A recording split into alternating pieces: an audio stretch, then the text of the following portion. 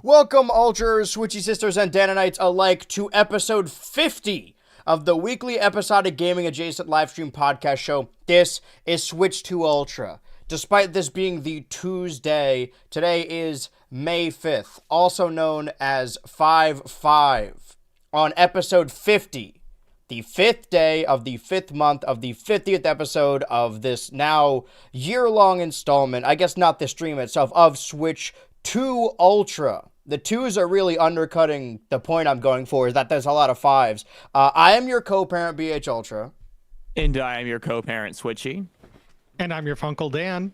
And we started the show over a year ago, initially all around discussing the Nintendo Switch 2. And that is still primarily the case. Who knows? Maybe the show will run the entire length of the Switch 2, and then we will go out in a blaze of glory, all being canceled simultaneously on the same day. That's really what I'm hoping for.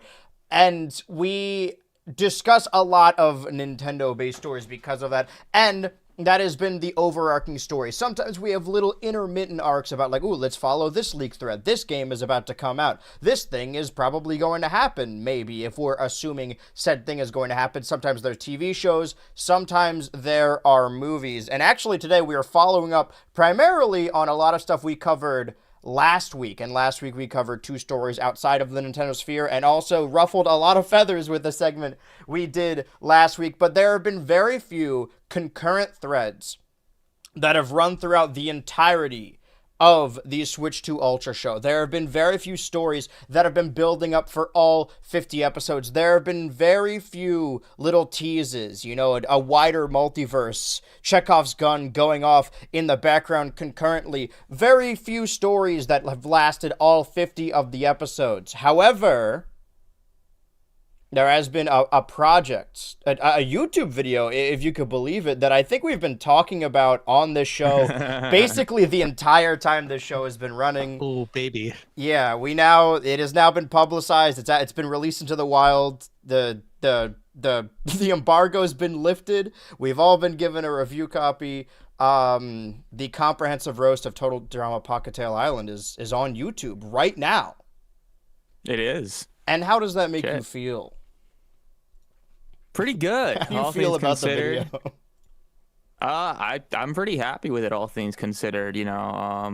Like it's a very long video. It's a very heavy video, but I don't know. I mean, it's been done for a few months, but for certain reasons I haven't been able to post it. Mm-hmm. But it's out now, and it's very cathartic to kind of have it out. It's funny. I don't know if you guys can relate. You probably can.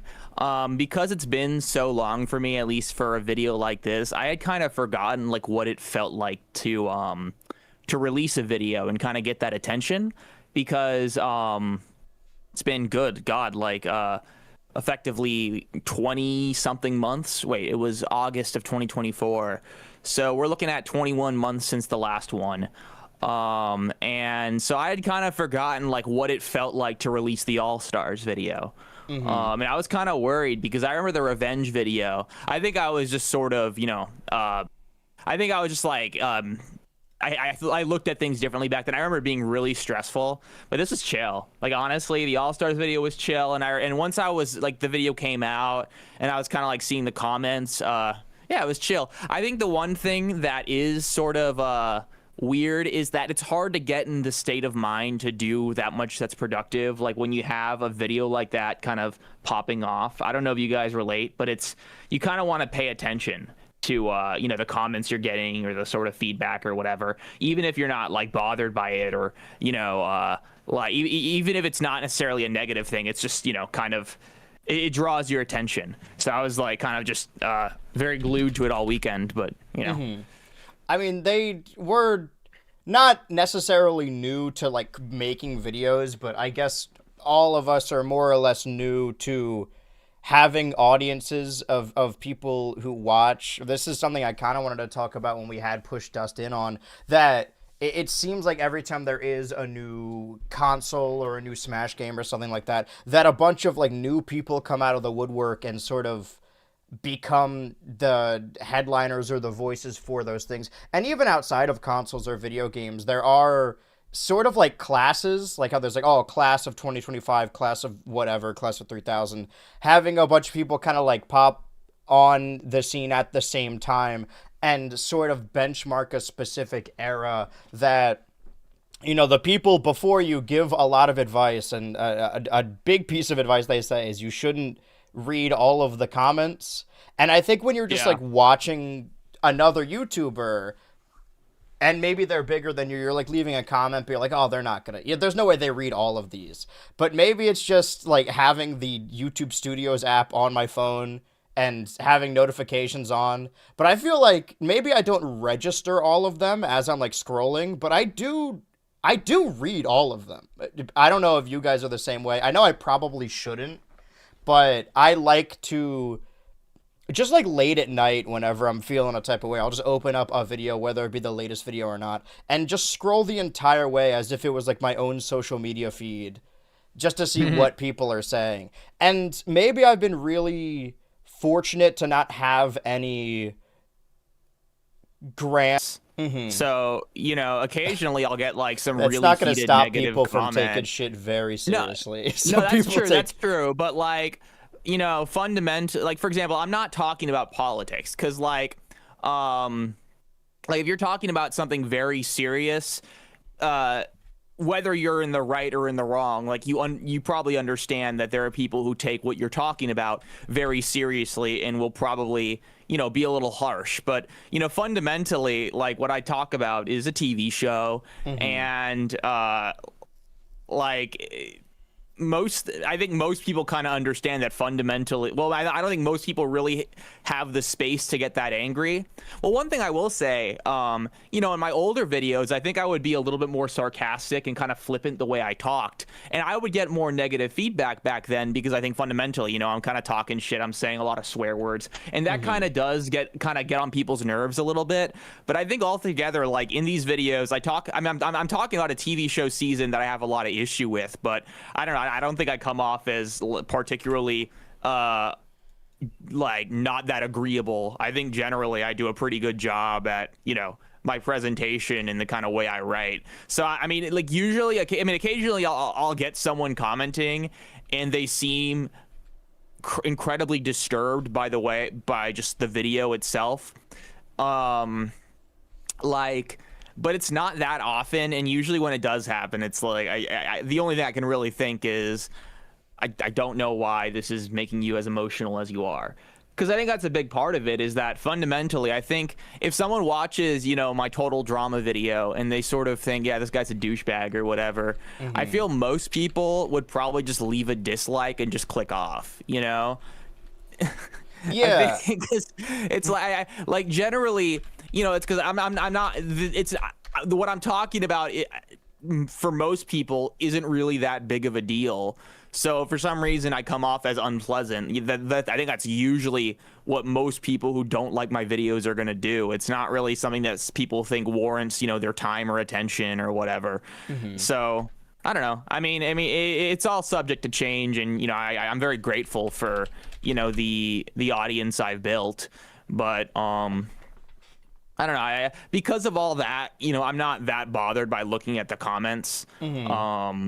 And I think a lot of people, I don't do this to be coy, but if people kind of say, something snooty to me or say something that I feel like is a little bit uncalled for. Because, especially when you're a YouTuber, people will say things to you. Because they also won't see it. You won't see it, or they just don't really think of you that much as like a person. That sounds kind of antagonizing, but they I think often they'll let like a punchline, what they think is funny, kind of supersede the fact that, oh, this person might actually hear what I say and they might not be comfortable with me talking about him that way. So whenever a lot of the time when that happens, and it's not like, I'll often just kind of respond relatively directly, and it's sort of, I don't know. I mean, I think people often will be like, "Oh yeah, this is a person," And they immediately back down, which is interesting. Like they'll occasionally say something like awful, then as soon as you respond, they're like, "Oh man, I love your stuff." It's like, well, that's not what you just said. The switch up. No, it reminds me of this one time, like the musician, like Charlie Puth or something. Someone responded to a video of him as this like stupid ass theater kid or whatever, and like he did the he Shane like Dawson theme responds. song. He responds, "Oh, I'm so, like I just try, make music I like or whatever." And then they respond like, "Oh, well, I really appreciate that. I really appreciate how you just make music that feels right for you." And it's just like, dude, that like immediately when you've fucking woken up the monster or whatever. The whole attitude's different. Yeah. So I mean, on some level, like, I mean, I try not to be too antagonistic about it, but it's just, you're leaving a comment on my video. Like, I feel comfortable replying to it, especially if you're kind of, I don't know, saying something that I might want to respond to. It's kind of like the oh man, I forget what maybe I'm just quoting it directly because I'm about to compare it to be like, oh, it's just like this one post. Maybe that was actually what the post was talking about. No, it wasn't. It was that person who told the story of their boyfriend, their really short boyfriend, like picking a fight at a bar, and then as soon as the person would like fight back, they're like, "Oh, I'm just a little guy, and it's my birthday. I'm the little birthday boy. You can't beat me up." It's like that where people will be really awful online, and then as soon as you respond, it's like, "Wow, like you should have a little bit more."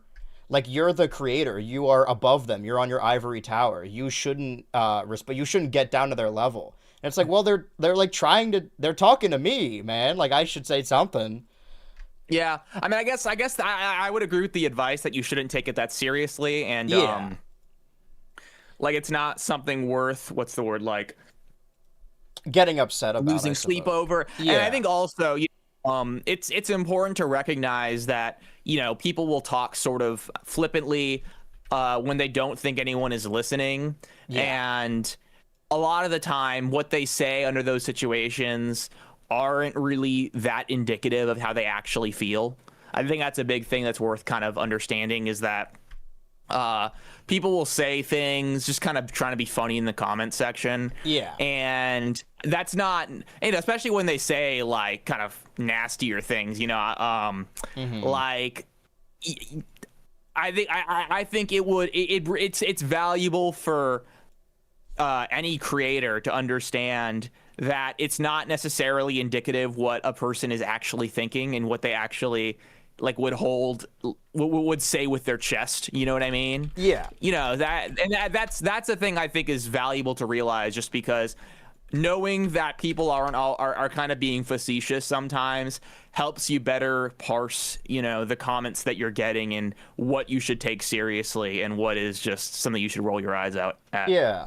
Well, I think in general, people just kind of take it all too seriously, to the point where, like, if you do respond, they're like, oh, you really shouldn't respond to that.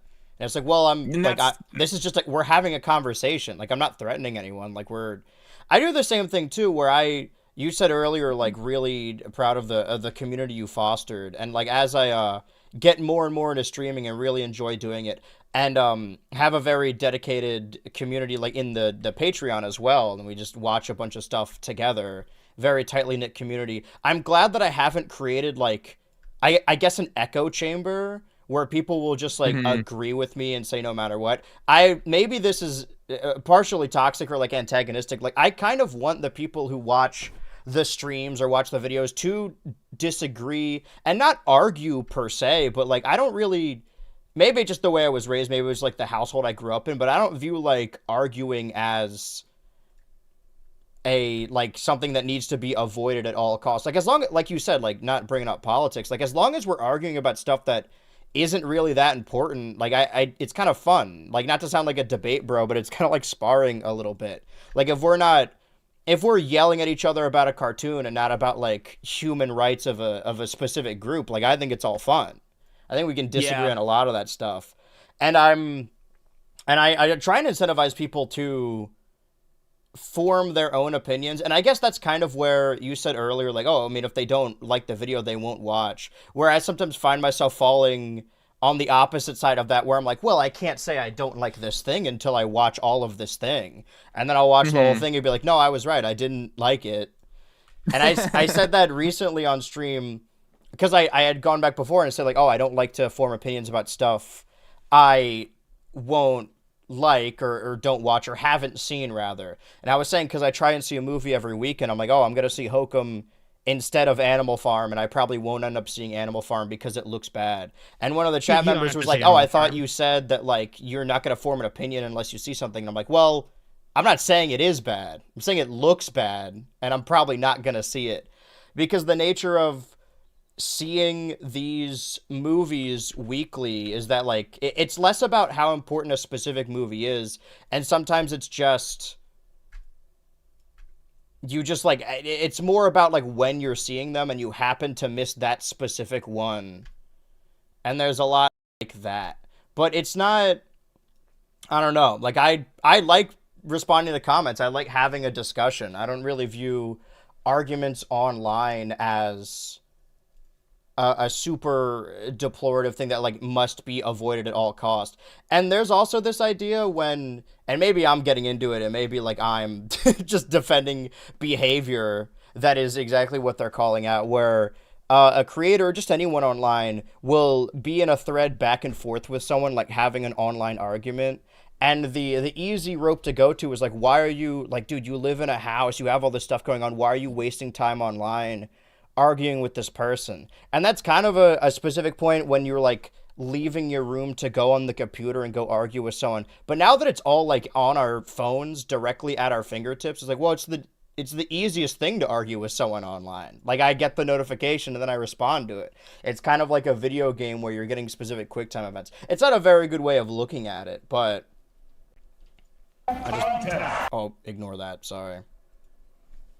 Have you guys ever received... There hasn't been a lot of, like, feedback I've ever received that I thought... Because there is... It's difficult to not take constructive criticism, but kind of parse constructive criticism when it comes to specifically internet videos. You mainly want to get it from other people who are already in the field, and most people who deliver constructive criticism kind of do it unasked.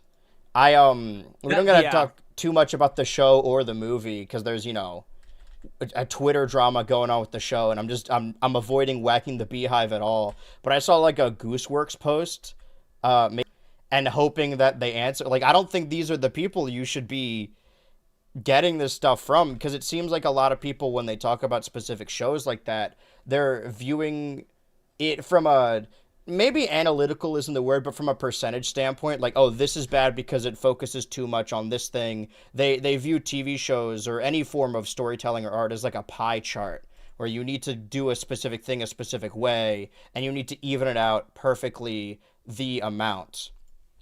But there's a lot of that just all over the internet in general. I haven't ever, like, I'll say early on in 22, there were a couple videos in a row that I just didn't understand bitrate at all. Like, I didn't know what it was.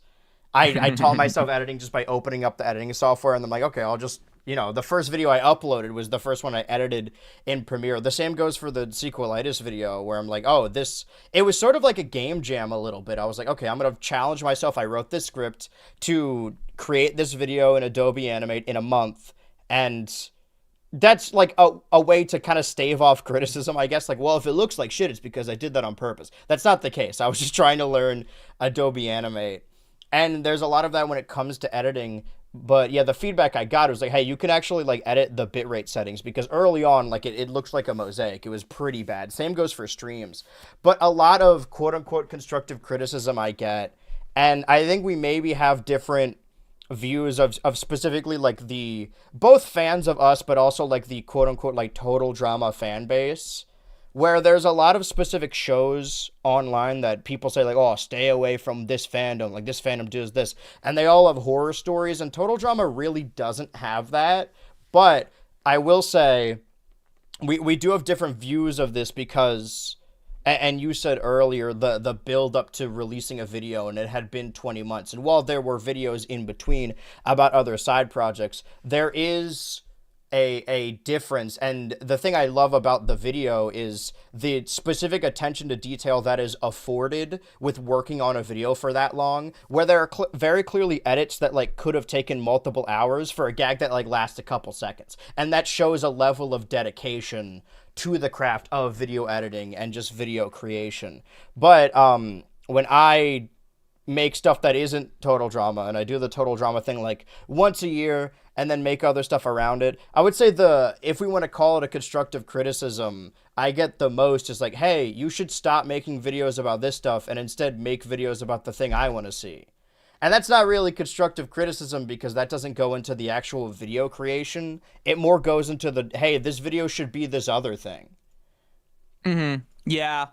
Yeah, no, I mean, honestly, there's actually a video that I have completely done, and I'm sort of not really sure when to release it, especially because I'm gonna be traveling a lot this month. Right. And with traveling, like, I don't know, I think there is certainly a part of me that maybe I'm a control freak. I kind of don't really want to have like a new video coming out and the initial rush of people watching it, maybe talking about it. I Yeah. kind of don't want to have that going on if I can't pay attention to it. Interesting. I understand that. For I better or get for that. worse. Well, it's like I think a big part of it is like, let's say by some chance everyone fucking hates the video. They hate it so much. Like I don't think that's gonna happen. Like what's more rational, the more rational part of my mind doesn't think it's gonna happen.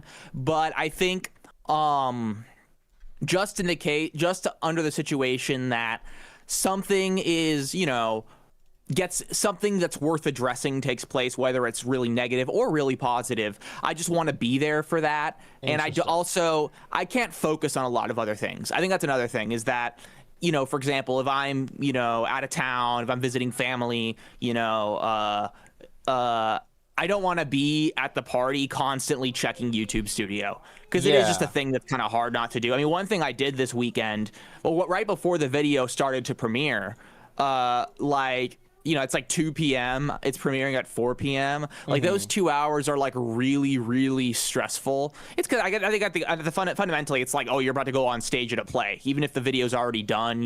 There's still a lot of people. Right. So like what I did, I just like got a book and I started reading, like no screens. Whoa. Like it's just, yeah, I know, right? It's crazy. But I find myself doing stuff like that because at the end of the day, I fundamentally care a lot about my channel, and it's kind of hard to like take my hands off the wheel, I have the exact opposite stance of that. When I scroll through comments and go through YouTube Studios and stuff, it's like, maybe posthumously is not the word, but it's like a good deal after, where I'm like, okay, I want to see, because you even in the first 24 hours, maybe it's different, but you only get so many comments anyway, and especially if it's a long video, it takes people a good while to finish it. And I know that people still stand by the attestment, and there's a lot of stuff that, because we don't know a whole lot about YouTube's back end, people have made a lot of assumptions that have been repeated for years and years. Like, even still, I hear they're like, oh, you can't swear in the first 5 minutes, and that's just nothing I've ever had to deal with at all. That has never been a problem. They seem to only really get mad if you're using like slur adjacent words, like the C word. I know, but like fuck, they seem to be fine with it. Maybe if you say it a certain amount of times, you might get in trouble, or you might get demonetized. But I think that's only if you're being like really raunchy. Yeah. But they have the idea that, like, from an analytics standpoint, the first 24 hours are the most important. And maybe that's true, but I don't even necessarily know if it is, because so many of... I hate to call it the meta, because I don't really like viewing video creation from that standpoint, where you're, like, specifically chasing clicks, but that is, I suppose, the meta. Now that a lot of people are making longer videos, I feel like that can't be the case, because people will watch these ones in shifts, and it takes people, especially, like, I can't expect people to watch 8 hours of a video, like, as soon as it releases in one sitting. Honestly, when I do the live premieres, I like when people just kind of leave and come back, and a lot of time they're like, oh, this thing is still going. Okay, that's good to know.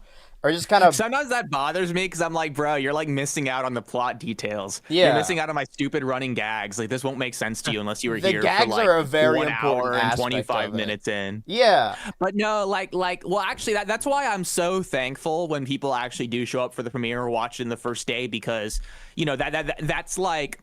It's a serious... I mean, I think for a lot of people, it is kind of a sacrifice, or at the very least, it's like, oh yeah, I have to make plans for this, Like I had like in-person friends who pulled up for the premiere, and I had to say thank you, because I in no way expected you to do that. You know what I mean? Because it's like, dude, it's 4 hours of your Friday night. Like the fact that you're willing to do that, and you did it. It means a lot to me because it's certainly not something that you just give up on a whim. Yeah, and when there's that long of a build-up, it's a much bigger deal. It's like a big event. It sort of shapes the year, and people can look back at 2026 when you release that and be like, oh man, that kind of, especially when you sort of, with that fandom, the Total Drama fandom, that will like accidentally sort of create a fandom meme. I've done it a couple times, and like I'm not above admitting that sometimes I search my own name on like Tumblr and stuff,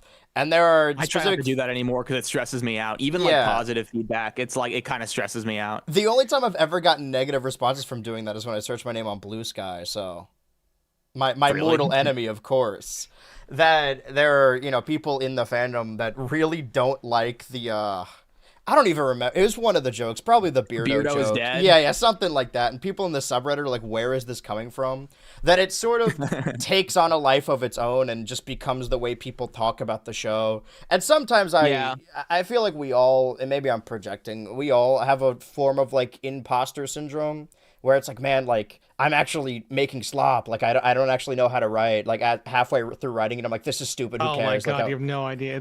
It's and all the time almost. And even if I never make anything that people watch like ever again, it's like, well, this is a show I like, and I've accidentally or otherwise kind of shifted the way people talk about it. But when the last couple videos, I mean, specifically the last one, the sequelitis one, came out the same day that the Mario movie was in theaters. So I've been turning off my phone and going to the movie theater.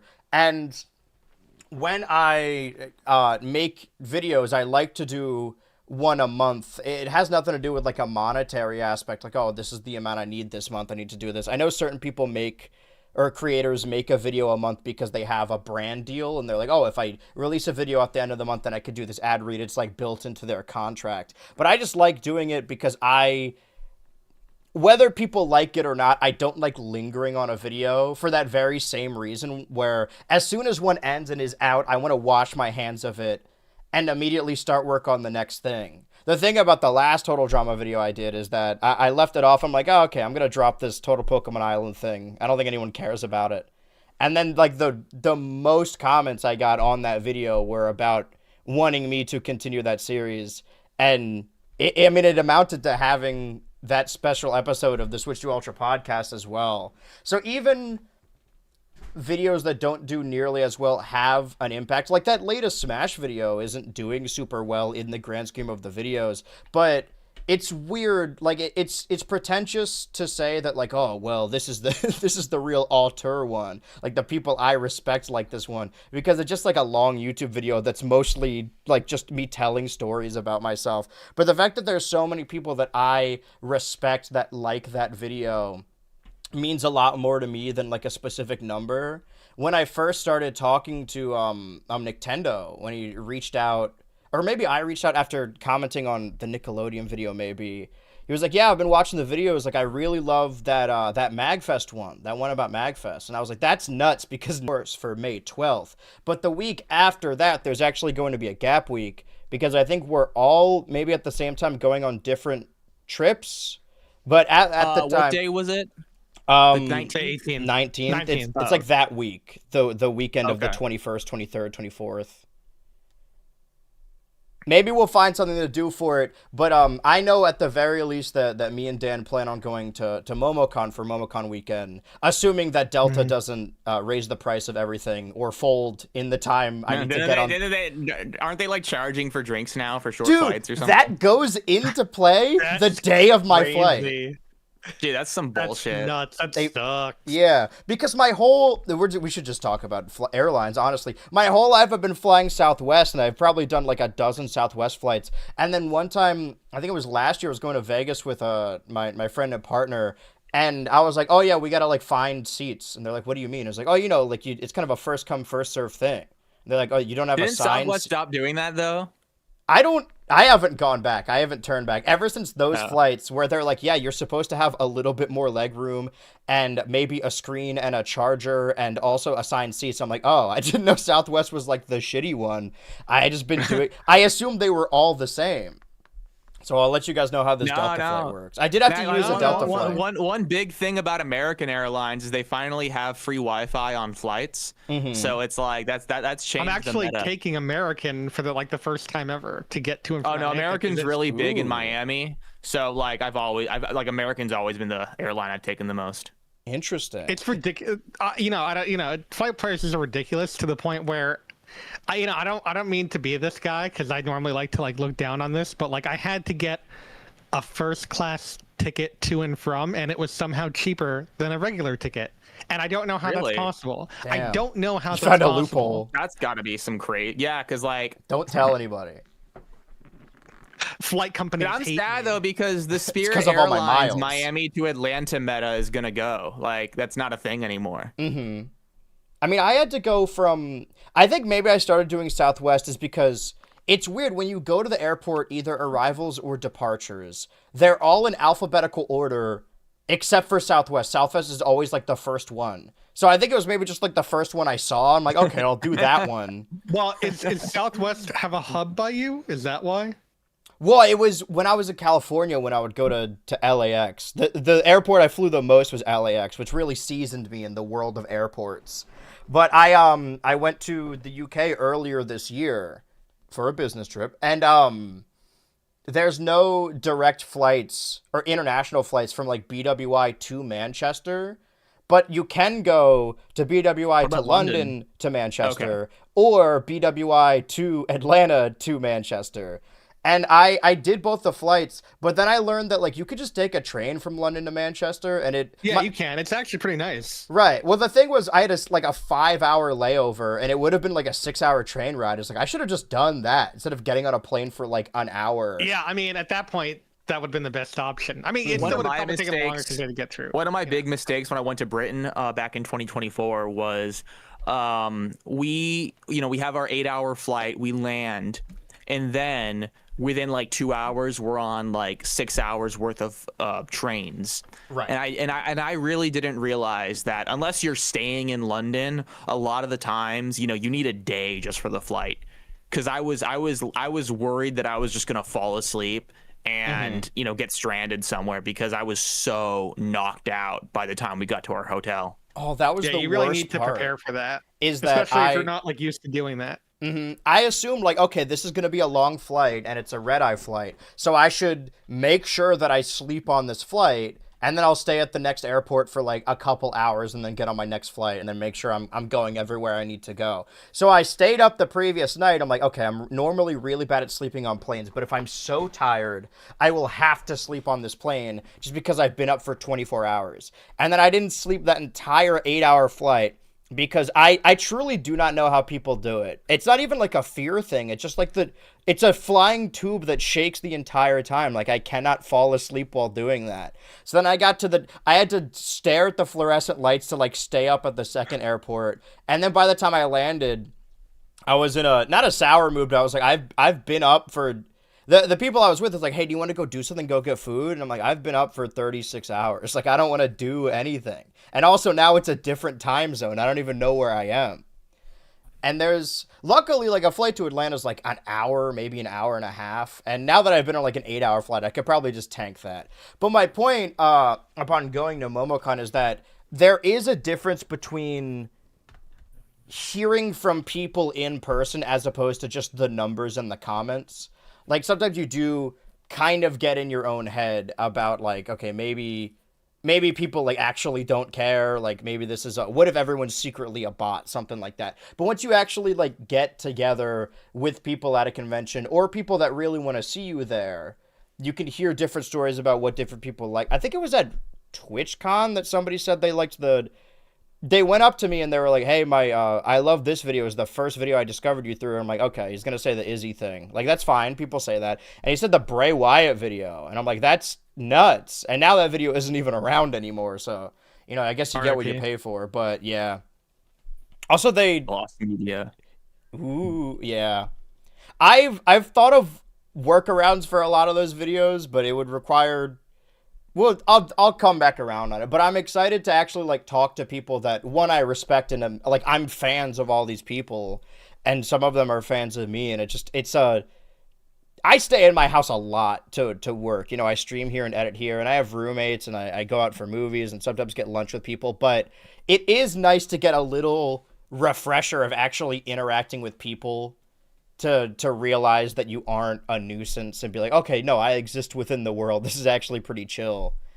And it sounds like such like a made up story, like, oh, and then the train clapped, something like that I went to TwitchCon, and sometimes you do, you know, you have commenters and people in the chat, and you surround yourself with specific people. That's like, okay, what am I just appealing to this very specific thing? Am I really just doing references? Like, have I spun my wheels a little bit? And there was an experience at TwitchCon in 24 where it was a group of strangers that I had met that day. And I don't even remember what I said, but I said something, and then they all in a circle like laughed. And then one of them like put their hand on my shoulder, and they're like, you know what, man, you're funny. And I was like, man, I couldn't make this up. Like, this is the best case scenario. Dude, one of the funniest things for me about going back to like college for, you know, my master's is like I kind of forget, you know, it's like I get to do my bullshit with all sorts of new strangers, and I kind of forget, like, oh wait, no, I think I actually am like decently charismatic and funny. It is fun, yeah. Well, we have gone a decent amount talking about this video and YouTube in general, and we do have more stories tied to Grand Theft Auto 6 and the PSN, I forget what it's called, but you know, the latency of bricking your games if you are not connected to the internet. They haven't gone back on it, and we can get into those. And also the Steam controller as well. But I think the main thing that people want to hear about is the thing that kind of came through, appeared on my desk in the last couple days, or a couple days ago, is this. That allegedly, you guys can see my screen, right? Yeah. Yeah. Allegedly, quote, a new Super Smash Bros. Game is reportedly releasing as early as 2027, per Kiwi Talks. Masahiro Sakurai is rumored to be working on the game since finishing Kirby Air Riders. Now, I have done my best to look into this. Oh, I guess we're reloading everything. Kiwi Talks, I mean, followed by people I trust, a trusted journalist. I don't know where this was specifically said. Maybe it was a clip taken from a podcast, or maybe this is it. These are my 4 favorite game franchises of all time. It's great that I know all 4 IPs have stuff coming either soon or in a year or two. See, the thing about have stuff coming either soon or in a year or two, it's not specifically like a new game or something new in the franchise, just something new. Oh, no, it's a Smash Bros. In the next year or two, and another Zelda game, and the movie in 2027. Here are my Metroid. That's the one that's piquing my interest. Oh yeah, people are misquoting me again. Nowhere in the tweet did I say any of these games are new. Maybe they are, maybe they aren't, but I was vague for good reason to protect devs. It could be new, it could be a spinoff, it could be a remaster, it could be something on NSO.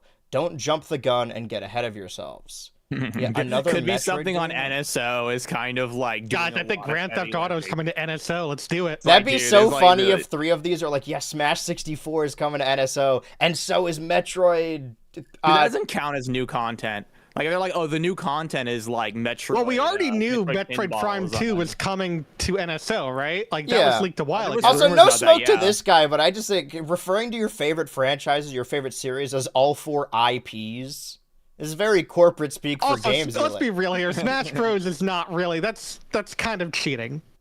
Yeah. Like, my favorite IP is all of these characters in this game, and that's one IP. I mean, Smash Bros. If it could be anything else, you know, maybe it is a Smash Bros. Game. Does that mean I'm a Fire Emblem fan if I like Smash Bros? Because I have now played as Fire Emblem characters, so that means, technically speaking, I know the intricacies of the IP.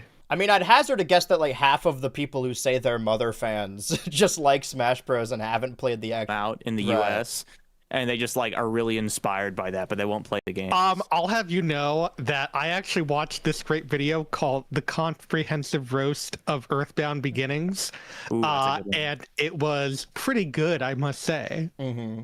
I just have a couple. I don't know if that was the exact title, but I think it is. Earthbound Beginnings. Oh, perfect! Yeah. I'm so goated. so good it hurts. The number one fan. I I'm the mean, number one fan of the comprehensive roast of Earthbound Beginnings. the most realistic thing here is GTA 6 in November, and even that is a little bit of a stretch. I don't know. But, I mean, we do have more stories with that if we're gonna... We have our list of things that we're waiting for each week. I do think that we... Outside of that supposed Star Fox rumor that may or may not happen, I think that we're probably in a little bit of a dry run until Yoshi and the Mysterious Book comes out. So we're about 2 or 3 more weeks separated from that. It's actually going to come out while we're at MomoCon, so... I'm just shocked that, like, there's no... where's NSO been? Like, Yeah. what's going on with NSO? Well, it sounds like NSO is going to have 4 more games on it. Oh, what if there's an old... No, it does say GTA 6. Damn. They couldn't add all the old ones. But there's... Are there any... No, damn, there aren't. Oh, wait, no. GTA... No, that's on DS. Damn it. Chinatown Wars? Oh, yeah. Yeah. It's the only... We got to get those iOS games. Well, I wouldn't put it past them to, like, release them on the eShop separately. But the They could do that, the yeah. stories we followed from last week, not a whole lot has changed other than the fact that the Steam controller is now out. And I remember a little bit back then, you sent a screenshot of it in the shopping cart. Did you end up getting it, or were we just talking about it? I didn't put it in my shopping cart. Okay, maybe it was the remember. screenshot from the specific post you sent of how much it was going to be. I just scrolled I think past that was that it, one. yeah. Yeah. Well, apparently they're already being scalped. They sold out immediately, and they're being resold on other selling websites for much more than they already are, which is probably... It's like $100, which is already pretty egregious. And I already wasn't sold on the controller, and I imagine... Well, in a different world, I would assume that, like, Valve would just immediately replenish them if they're selling well, but in a world where hardware and everything is harder to come by from a production standpoint, I don't know. But the main stories for something like GTA 6, and we can come back to the Smash Bros. Thing, is coming from, I believe, this website. Yeah, Glassdoor.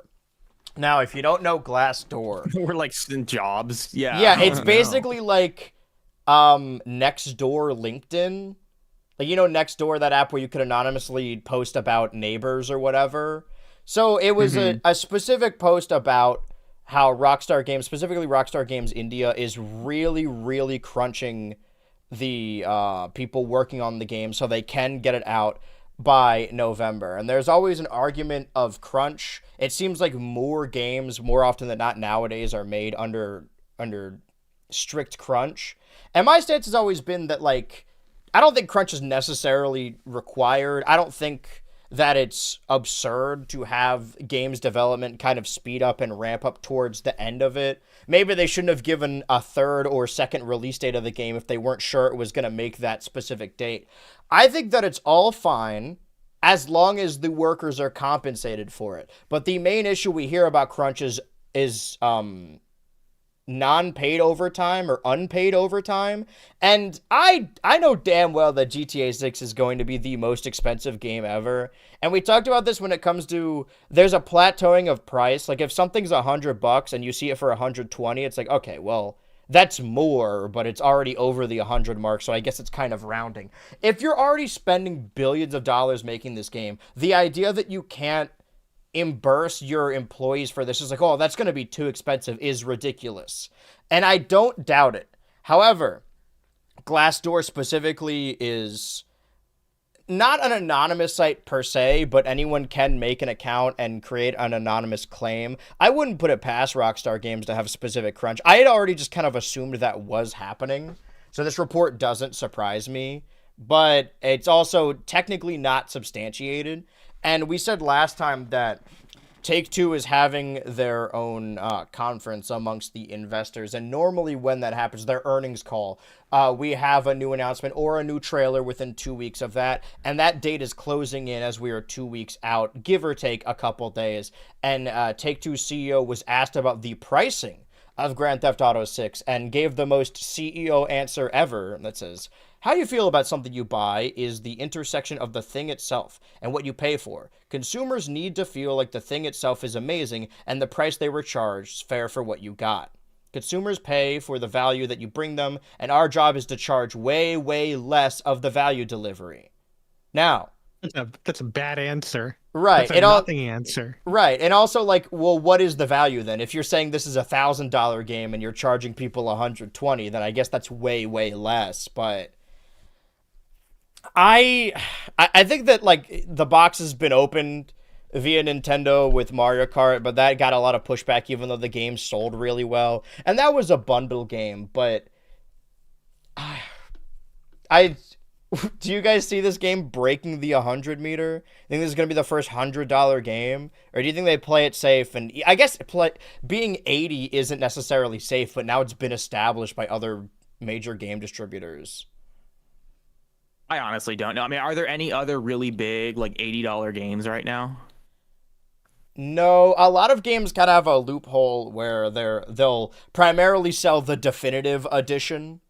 That's like $120. It's like, well, this features you can get a specific hat and these characters that we developed for the game from the jump. And stickers. Right, there have been a lot of fancy words for definitive editions that are basically to get the full package, you got to pay the full thing. But I think if any company could pull it off for a game, it would be GTA. But I do think there is a limit to that. Like, I think people are gonna buy it regardless.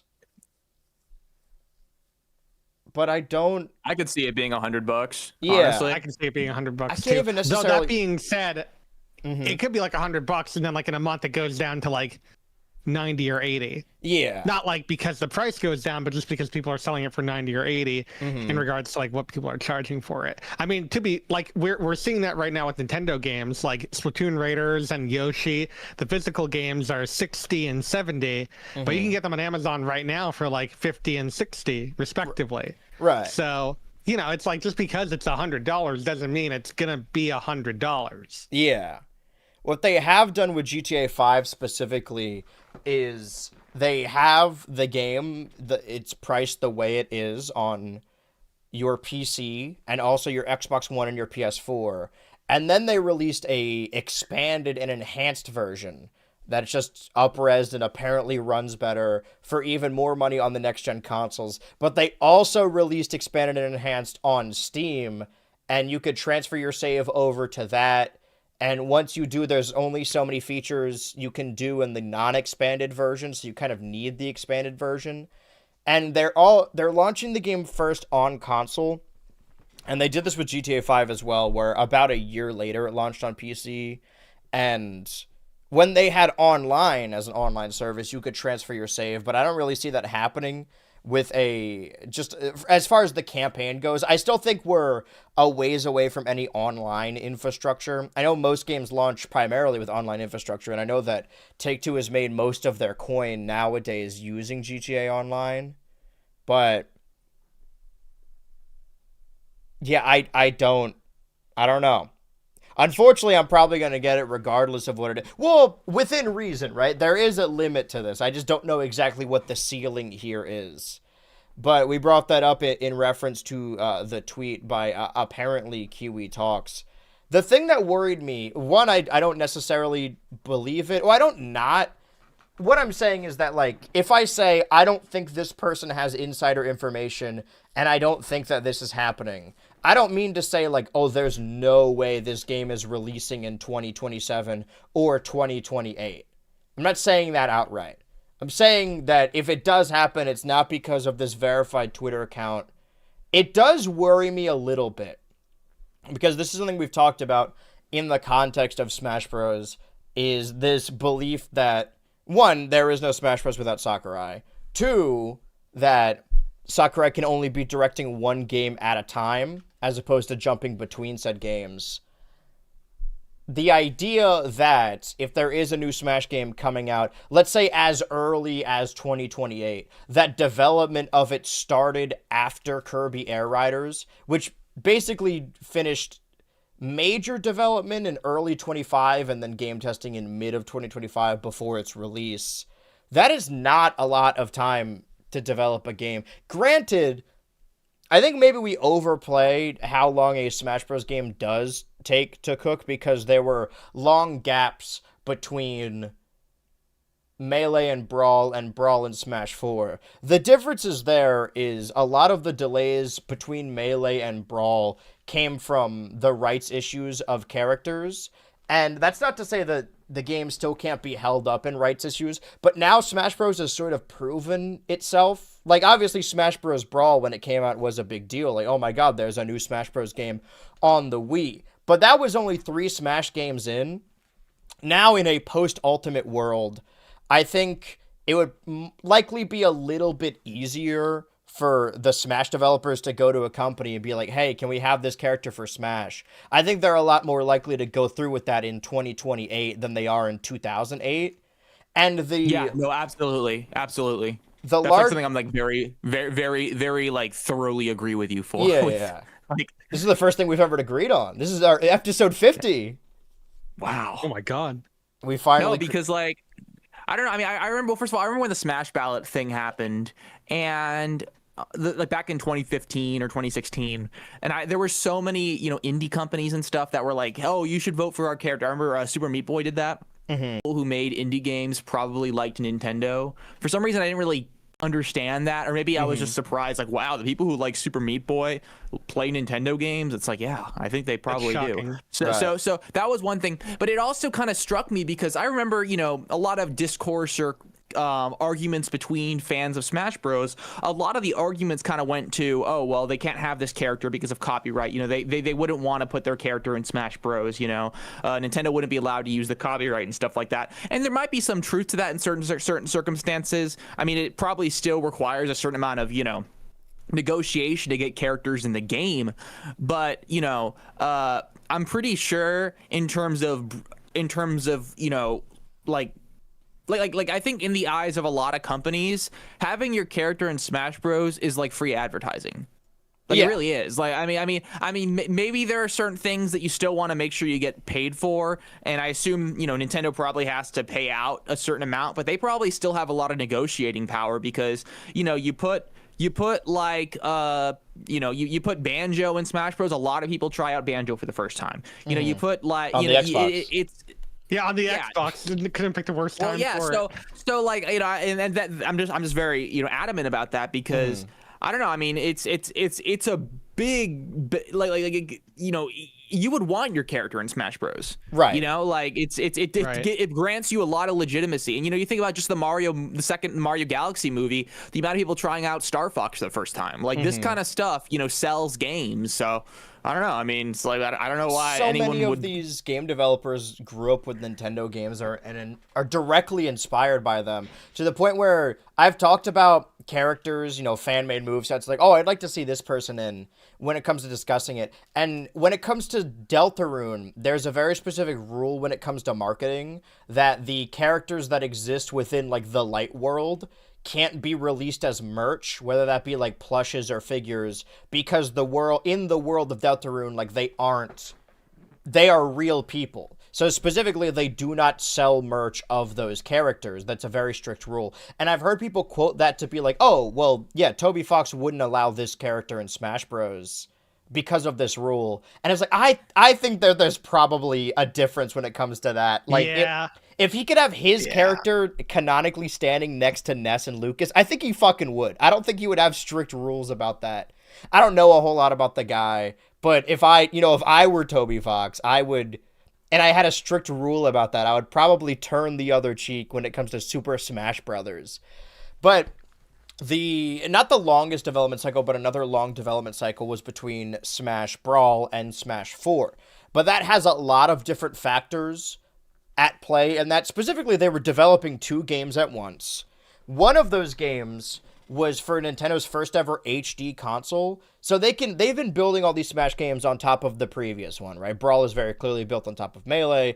Ultimate is very clearly built on top of Smash 4. And I'm not saying that Smash 4 didn't use a modified Brawl engine, but now that you're working with an HD game, you sort of have to change up a lot of the infrastructure in the grand scheme of when Smash Ultimate began development, which was, I think, late 2015, because it had to have been after the ballot closed.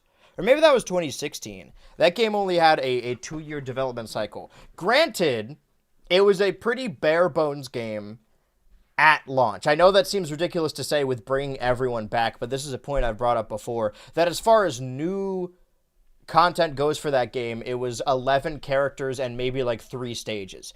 With more and more free updates, we got a stage builder and home run contest and a bunch of characters added through DLC. But just if you're just playing the game as it comes in the tin on day one, I mean, Smash Bros. Is Smash Bros. Smash Bros. Is always going to be fun, but there was clearly a lot missing. I want to see a Smash Bros. Game with years and years of development that really spruces up everything. Maybe that's just not the way they make these games. I wouldn't want to see, I guess, just more Ultimate. That was really the idea we went with last week. That I brought up the segment for us to do it last week as a thought experiment, but I think I should ask you guys, do you think that a new Smash game would bring back all the characters, or do you think it would have something akin to our roster, or is there some sort of middle ground there?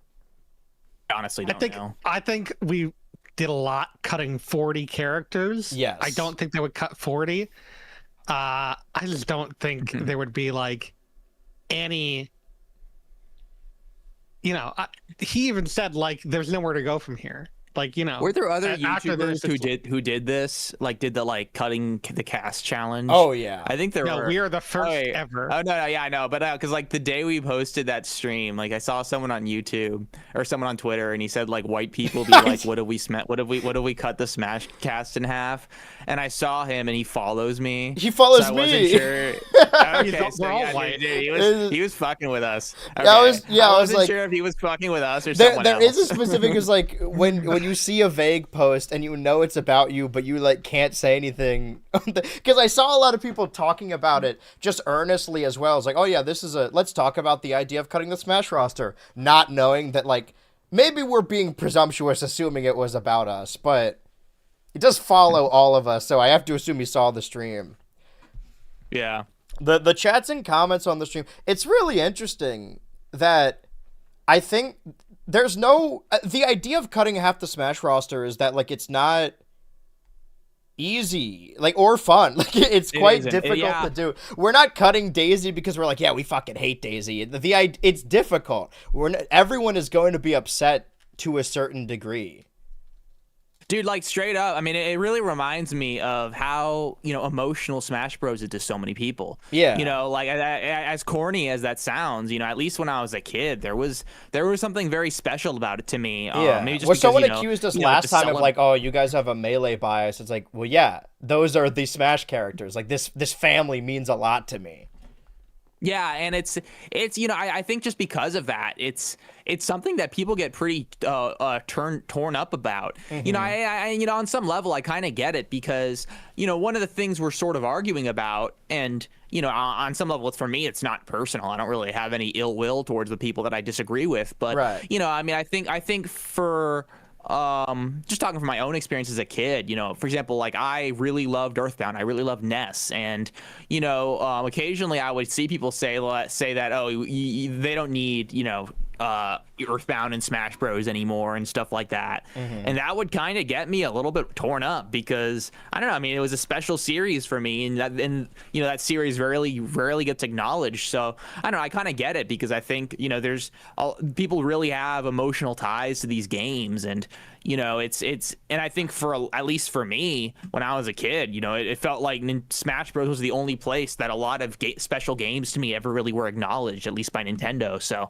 I don't know. I mean, I think it's something. Smash Bros is something that people are really passionate about, and I don't know. On some level, I can't blame them too much. Yeah, I mean, it's all just a fun discussion, but I think I went into it with a little bit more, like, it's a difficult thought experiment, and we definitely disagreed on a lot of stuff, but I sort of a laissez-faire attitude, because the reason I'm so okay with doing this, specifically with a Nintendo Switch 2 Smash Bros. Game, is because you could play Smash Ultimate on the Switch too.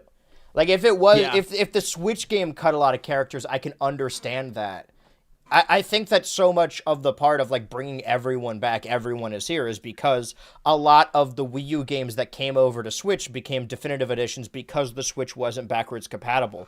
But in a world where you could play Smash Ultimate on the Switch 2, and it runs a little bit better on the Switch 2, the idea of cutting a character like Daisy or who else did people not like? Dark Samus doesn't break my heart. People really that mad about Dark Samus? People are mad about a lot of the Echoes. Really? Yeah. Isn't Dark Samus like one of the least good characters in the game? Like morally? From a they're pretty fucked up. No, like from a playing standpoint. I don't know the meta of the game. I'm pretty sure like well. Dark Samus is like almost entirely identical to Samus, at least the way she plays. Well, the only I played Dark Samus. The only difference is the dodge roll animation, because Dark Samus Samus turns into a ball and then out of the ball in her dodge roll, and Dark Samus just kind of moves. I don't know if the frame data is any different. I just know that is different, and also the glowy blue effect. But my point being that, like, if at any point, and I've had this discussion on stream before where I'm like, oh, I think Donkey Kong should probably change up his moveset and maybe get some more Bonanza in there. And I hate to say it, but I think Samus is probably going to get a down B counter as well. And the argument is like, oh, I don't want these characters that I like playing to be like this. It's like, well, I mean, if you want to play Ultimate Donkey Kong, you could play Ultimate Donkey Kong in Ultimate. Like, they're not shutting down the servers. The infrastructure is still there. Maybe when we get a new console that isn't the Switch, they'll start shutting down the servers for Switch online games. But in a world where the Switch 2 is just a continuation of the Switch, I don't see them shutting down the infrastructure for Ultimate. Like, if you want to play those games, you can play those games. Someone made a good video about the Samus's difference literally yesterday. Shout him out. What am I missing here? But I think there is actually a difference. Like, I think Samus is a heavier character than Dark Samus. Like, I think Samus is heavier and doesn't move as quick, and I also think Dark Samus is floatier. Like, is a floatier character. So That's I funny, think there are I'm pretty differences. sure, like, Daisy is effectively like entirely identical. So they're kind of like yes, back but and she forth. is that's also, the like the first Echo that was created. But that's the only Blue Toad representation we get in the game. So for all the Blue Toad enjoyers, it'll lean more towards Daisy. Buckenberry or Alpenglow, whatever the name was. Apple Bloom, something like that. Is that the guy who made the Dark Samus video, or? Oh, probably. Cold Front HQ, shout out. That, if we want to... Ala Gold.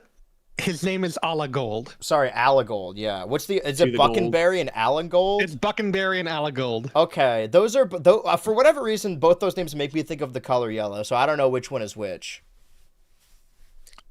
I just still remember... I don't know why this made it click for me, the Hello Nate. I was, not to infringe on anyone on the show's IP, but I've been falling asleep watching American Dad the last couple of days because I forget...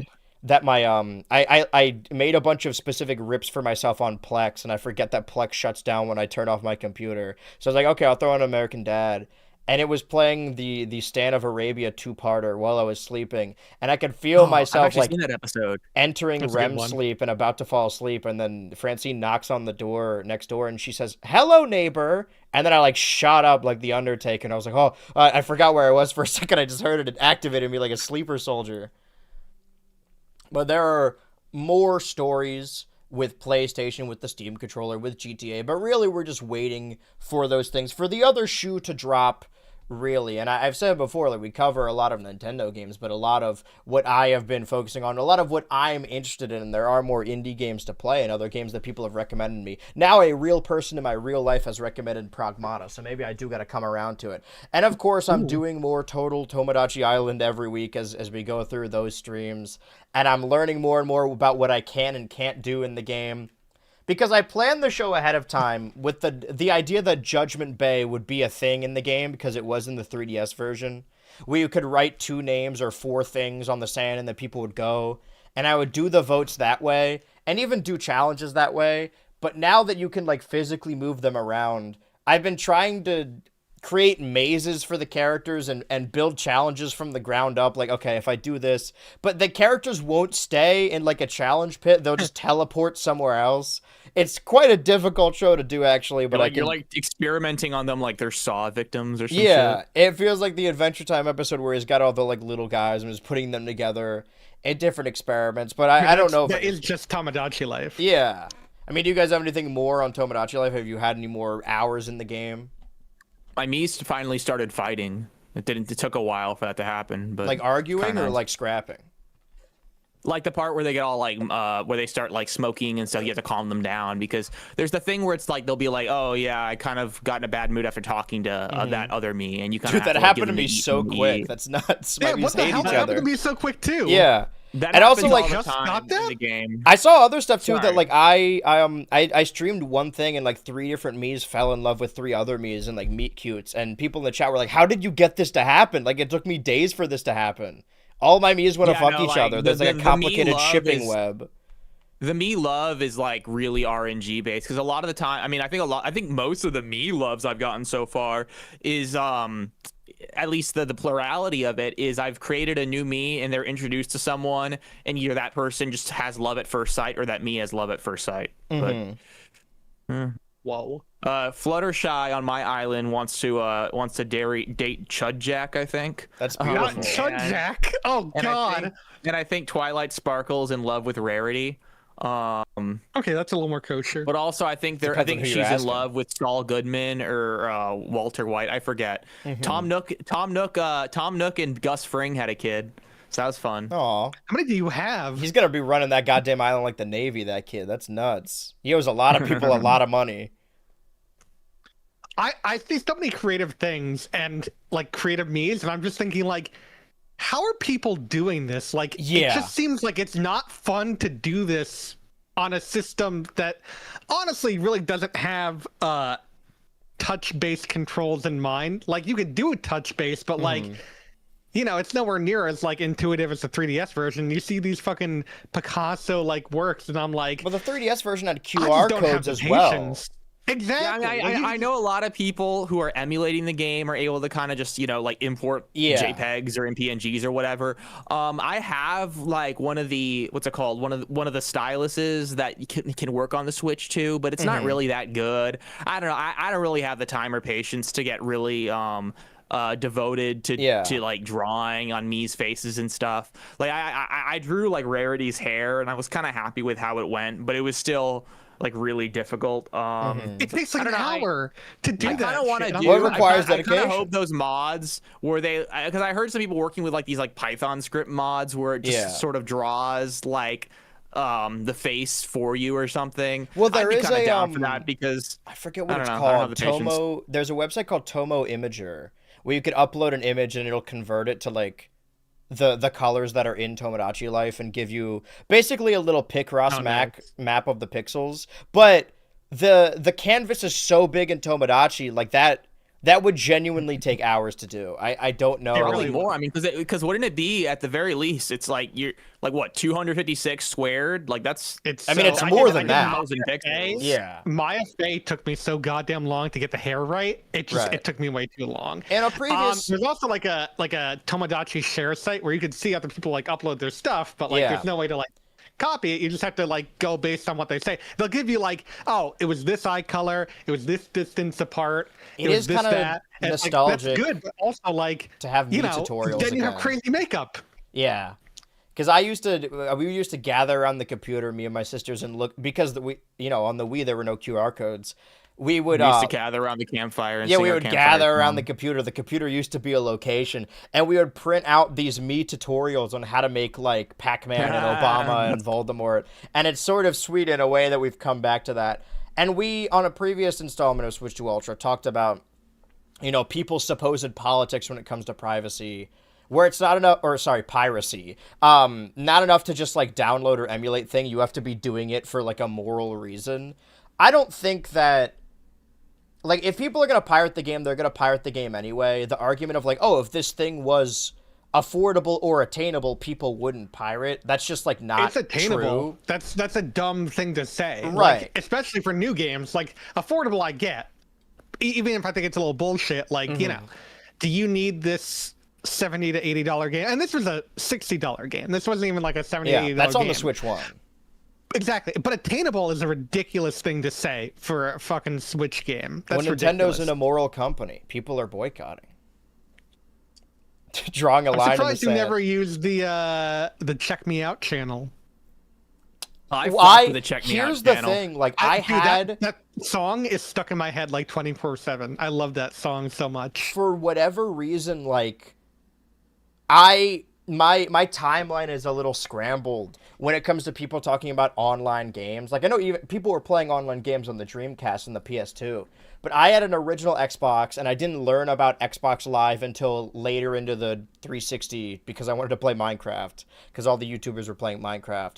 And I didn't even really play any game online until the Wii U, more so the Switch. That like the idea that the Wii had online infrastructure completely passes my mind. And whenever people talk about like Smash Bros for the Wii, I didn't experience it, but I've seen so many videos about people talking about it, and they exaggerate like, yeah, it was a slideshow, you couldn't do anything. But then sometimes you watch uploads of people playing matches online, and like it is laggy, but not any more or less laggy than any other online game at the time. So I forget often, like, the Wii had online infrastructure. I just didn't know about it. Like, because they nailed it with Mario Kart Wii. Like, Mario Kart Wii Online plays really well. I remember it being, yeah. But, like, I had never played the Wii online. Like, I just didn't know that was a thing the entire time I had a Wii. Like, we had Netflix and YouTube on it, but I didn't know online gaming was an option.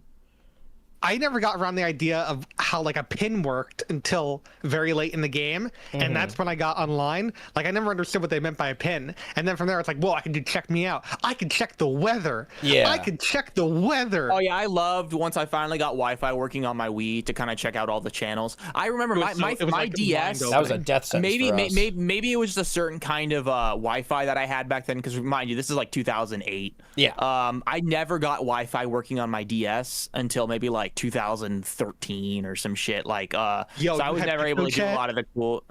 I was never able to do a lot of the cool shit. I remember I went to my cousin's house to do like the Pokemon Platinum like Wi-Fi shit. Yeah. And stuff. I never battled or traded on Wi-Fi. I was just like, okay, we're here physically with each other. We'll trade across our DSs using the airwaves.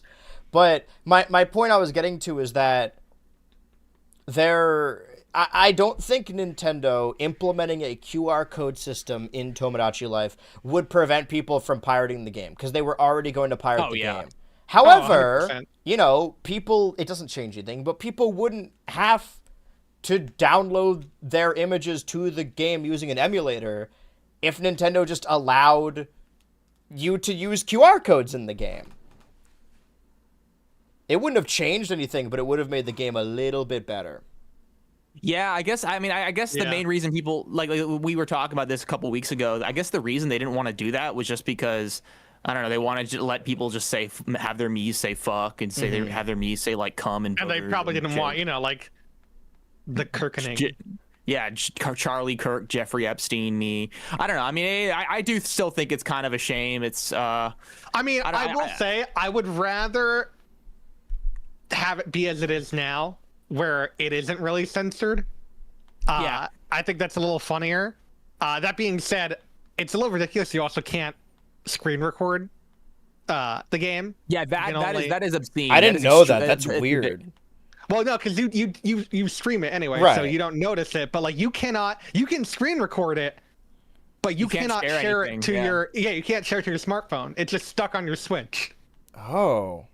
And that is like it's like ridiculous. Like that's Tomodachi. Clearly, it's not working because like people are still doing it. Yeah, I'm seeing clips on like, there. It's also like okay, I'll just take a picture of this and post it online. Like what are you really accomplishing? Mm-hmm. You just made you just made like my Charlie Kirk me look a little bit uglier. Like it's in low quality, which makes it funnier. You made it funnier. I didn't know that, like, I knew that the game still happens when you're not watching, like, stuff happens. I didn't know that, like, they keep updating the news on the Me News thing when you're not playing, and then you could, like, check back in later to see everything that's been going on. I learned it the other day. You guys should, if you have your Switches nearby, check the local news real quick and give everyone a Tomodachi update on the supposed islands. Because people are seeing what's happening on mine, and I gotta remember to check it at the beginning of tomorrow's stream. I don't mean to change the topic, but I realized that we discussed the Mario movie. Yes. And that just made me remember, can we talk about the fact that they shadow dropped lore out of nowhere? In Mario Galaxy? I forgot about that. Yeah. Yeah. Like that was do you guys You're gonna look at need that to or lead no? the current on this because I did not get the Switch's edition of Mario Galaxy. Okay, so basically, like out of nowhere, on a random, like I want to say maybe like a Thursday last week, they're like, "Oh, by the way, we updated Mario Galaxy 2, and we added an epilogue chapter, and you had to beat a gal. If you already played the game and beat it, just get a random star and it'll show up, and it's just like." Okay, sure, why not? And people were so scared. It's like, fuck, are they making the Galaxy movie thing canon? And spoiler alert, they did not. It was actually a very beautiful chapter, but like, and now you can also even hear the song for it at the very that they do for the epilogue. That'd be in the My so Nintendo real. I didn't even Music know app. Galaxy 2 had a storybook. Like, I knew that the first one Didn't did. until the Switch version. They made it specific for the Switch version. So all of the storybook is new. Yes, but this last chapter just came out last week. Oh, they like updated? Oh. Were they... So that's why So people chapters thought it was 1 going to be through 4 related to the were movie, as they there assumed when- that they didn't want to spoil the movie. No, it's okay. So chapter 1 through 4 were there when Mario Galaxy 1 and 2 released, and then this Okay. epilogue came out when just last week out of nowhere. And like, I will say, a part of me was like, I kind of saw this coming a little bit because of the way it was like kerned. The pages, it was weird. There was like a big gap between the last chapter and just like blankness. It didn't seem to look right. And then I'm like, oh damn, they're actually doing this. I'm like, wait, you're supposed to take a year. Has Donkey Kong Country Returns HD taught you nothing? This is a full-blown... I guess you're right. Well, this has a movie tied into it. So wait, what is the reasoning behind waiting to add it after? That is a good question. The storybook was also not white, and now it made it white, that last chapter. Now, I think this, like the whole thing with the last chapter is it's her mother, and it's like a very weird, like... Oh, the Peach figure is it's her mother? Beautiful. No, her mother is like her. It's confusing. Right, the timeline loops on itself. See, that's what I pictured for something like Rosalina, because they do go into a black hole and recreate the universe, combining all of them. Yeah, so it, and also like Lou Like Interstellar or some shit. is a trans icon, so Yeah, that is Matt Pat found dead in the but- ditch again. They got him again. All your theories are wrong. Goodbye. Right. Thank you, Miyamoto. Well, like, this is like I don't... this was we're talking about comments. Like, I think the worst comments or other misquotes are the ones where I think that my point is being asteroid. bastardized a little bit, where people are going with a specific thread and kind of misquoting or misunderstanding what I'm saying. That after the Portal videos I made, that I think that there was a sentiment that I just don't like stories in games at all.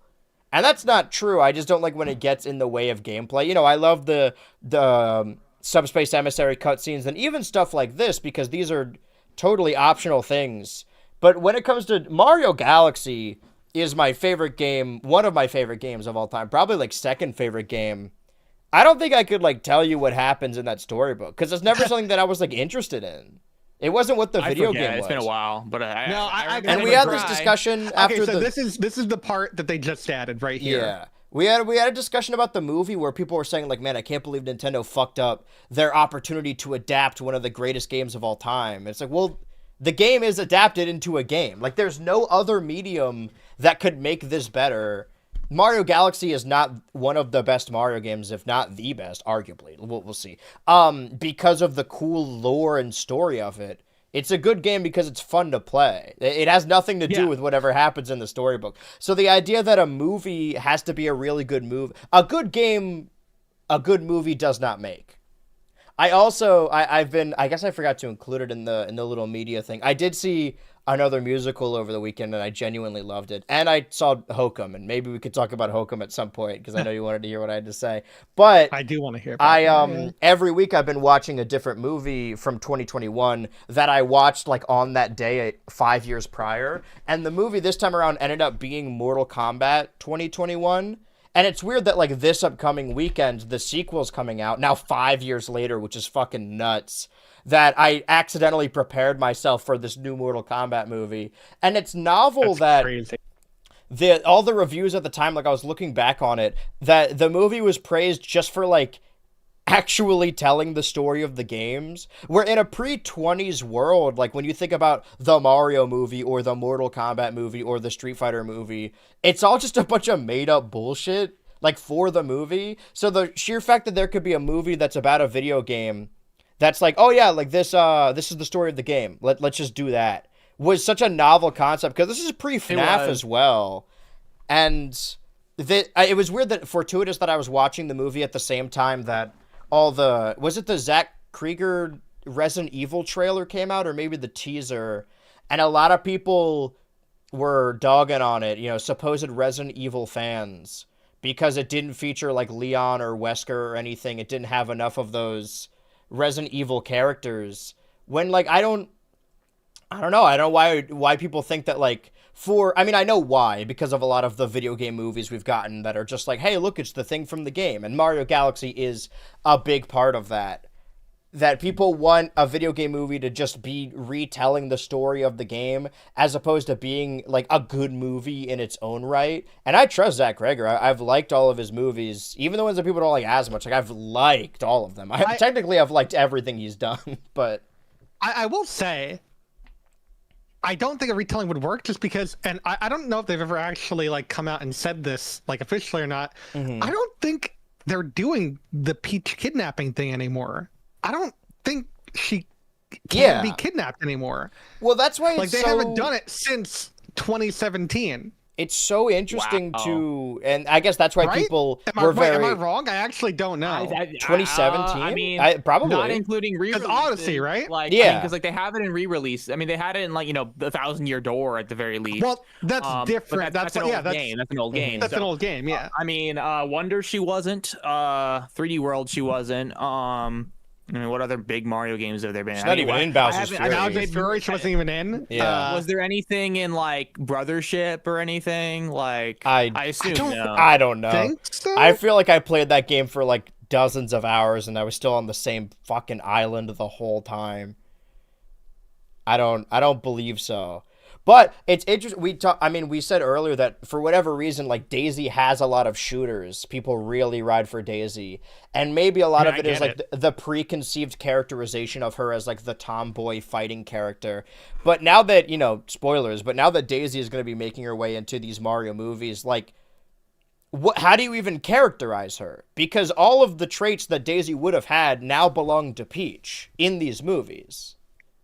I guess it's a little bit more kind of like brash or whatever, but less serious. Like she's like the chill one who like doesn't care. I don't know, because like Peach is very serious in those movies and very like combat focused.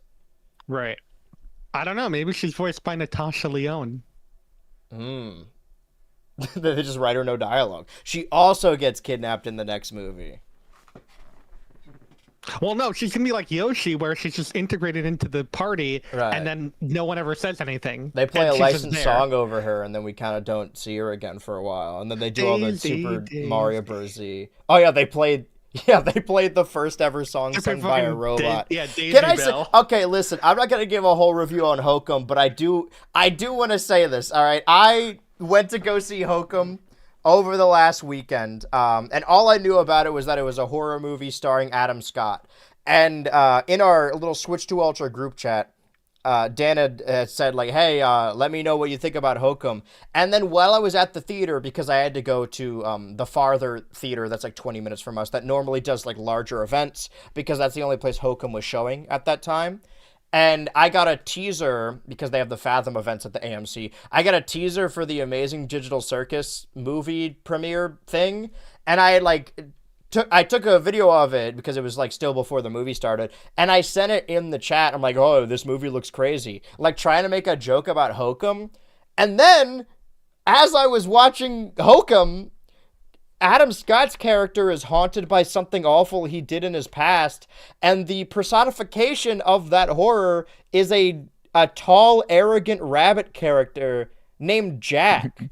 And the first time we see him, he's on a little nuts. toy box that's like, and it says Jax's Jax. And like, I was, holy shit, this is a Digital Circus movie. I didn't even know going in. It was nuts.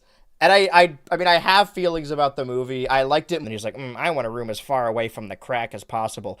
That's the final thing. I promise, final thing. Adam Scott is such a dickhead to everyone the entire movie. And he never, like, it's not like an American Dad King of the Hill thing. Like, he doesn't learn. Like, you would think by the end of it, he goes through all this experience without spoiling anything. He's an author, and a fan of his books comes up to him, and then he purposefully burns him with a hot spoon and says, "Don't meet your heroes." What the fuck? And then at the end of the movie, What the fuck?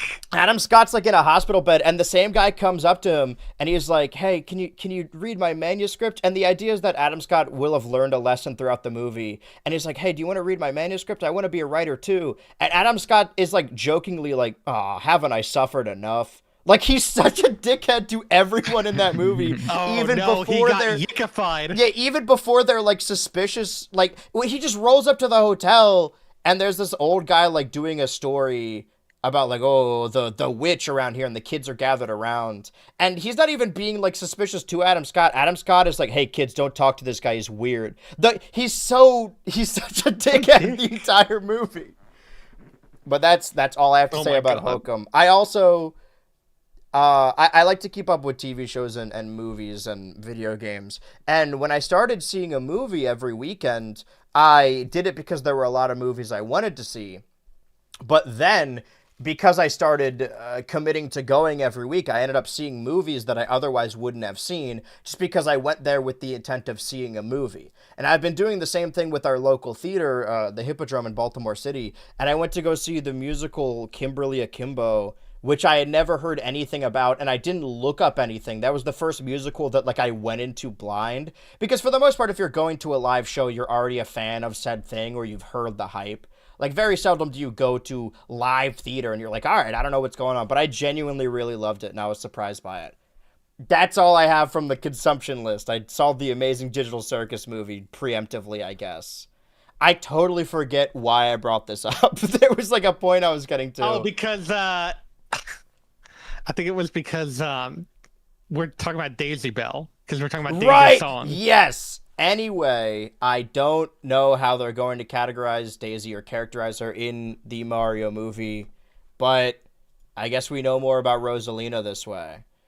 Well, we do have, because it's a little bit, well, I mean, there's not slow news as much as there is, like, a lot of smaller stories. There was, if I can scroll through our chat here, Dan sent a thing a little while back. Of course, there's that Switch 2 Pokopia bundle. This is kind of a launching on the anniversary of the Switch 2, but there's also this that you sent. Let me look into this. Oh yeah, the HAL Laboratory Box Boy plus Box Girl has been rated for Nintendo Switch 2 by Taiwan Ratings Board. The ratings original date is September 8th, 2025. We will continue. So was this game not on the Switch already? It is on the Switch. Okay. Box Boy and Box Girl's on the Switch. Maybe it's a Switch 2 edition, though I don't know what that could possibly add. That being said, I also, it's just like, they're just doing everything except Pushmo. Yeah, How that hard is factors it to in do Pushmo? to another thread of us just waiting for Pushmo to happen. No updates on Witchbrook, by the way. Every other game in that Direct has a date to a certain point. And right now, we're really just waiting on Yoshi and the Mysterious Book, and we have release dates for those other games. But a lot of the time, what we've been doing the last couple times is when there isn't a whole lot to cover, we sort of create our own segments to do each week. And we had a little bit of a thought experiment, and we started watching all of the Nintendo Directs, and we still have a whole lot more to get through. If we are assuming that maybe not the leak was correct, but the information that Smash Bros. Could be coming in as early 2028. We still have all of 26, and then we have all of 2027. Maybe the game will be announced ahead of time, and the hype will be leading up to that. If it does come out in 28, I imagine it'll be at the end of the year, and then they'll spend all of 2028 building up to it, because it will have been 10 years since Ultimate. Just a continuation of that. But this is episode 50 on 5.5 for Switch 2 Ultra. And we, last time, severely cut the Smash roster down to these 40 characters. And I think that the reason you have a thought experiment like that, the reason you cut a roster is so that you could focus more on the characters, reduxing them a little bit, updating their movesets, and make this the best 40 character roster for a base game Smash game that you can do. And my thinking is, if we just cover each of these characters every week, that'll lead us all the way to Switch 2 Ultra 90. A crazy thought to think about, assuming that we don't have more guests and we just decide not to do that segment. Maybe we'll reserve it for when there isn't enough time each time. But I would like to discuss the moveset of the Mr. Video Game, the first Smash Bros. Character number 1. This is our roster of 40, if we want to cover one each week. This is Mario, Smash Bros. Current moveset. Now, a lot of this is very specific. I don't know if there's a whole lot we could do, like, oh, we should change his side tilt. There's this belief that, like, every Smash Bros. Character, all of their moves, their entire moveset are references to specific games or specific stuff they can do in said games. I mean, that is how Banjo-Kazooie controls in Smash Bros. They're all deeply rooted. And now we have characters, DLC characters, that are a little bit more specific with their movesets. So if we are bringing Mario into a new Smash game, we're not creating this moveset from the ground up, but maybe just changing it a little bit, keeping all the important things. Chat says no down throw. I don't think his down throw is a reference or important to anything. Some of the characters' movesets just need slight touch-ups, not the whole moveset. I don't intend to change all of these tilts or even his slide, his dash attack. But there's a lot going on here. I got nothing to say about like half of these. Right. I mean, I was just going through all of the... I will say, I don't think that... I think maybe the up tilt is like a reference to Mario jumping in Mario, going fist first, as is the up special. Yeah, but that's also, obviously, that's the up smash as well. Right. So. And then the up smash uses his head. Oh, breaking the brick, I see. And the side tilt, or the side smash, rather. I guess the tilt doesn't really... Yeah, tilts and smashes are the same thing. That uses the fireball, that Mario is very famous for using his fireball. That is his neutral special. And his down smash, where he does the break dance, is maybe a reference to Mario Dance Dance Revolution, the GameCube game where on the cover he's doing that exact pose. I want that to be true so much. Yeah, the back throw maybe being So Long Gay Bowser, the down air maybe being the galaxy spin, and then also we have the down special and the side special, which are Flood and his cape and his Mario finale final smash.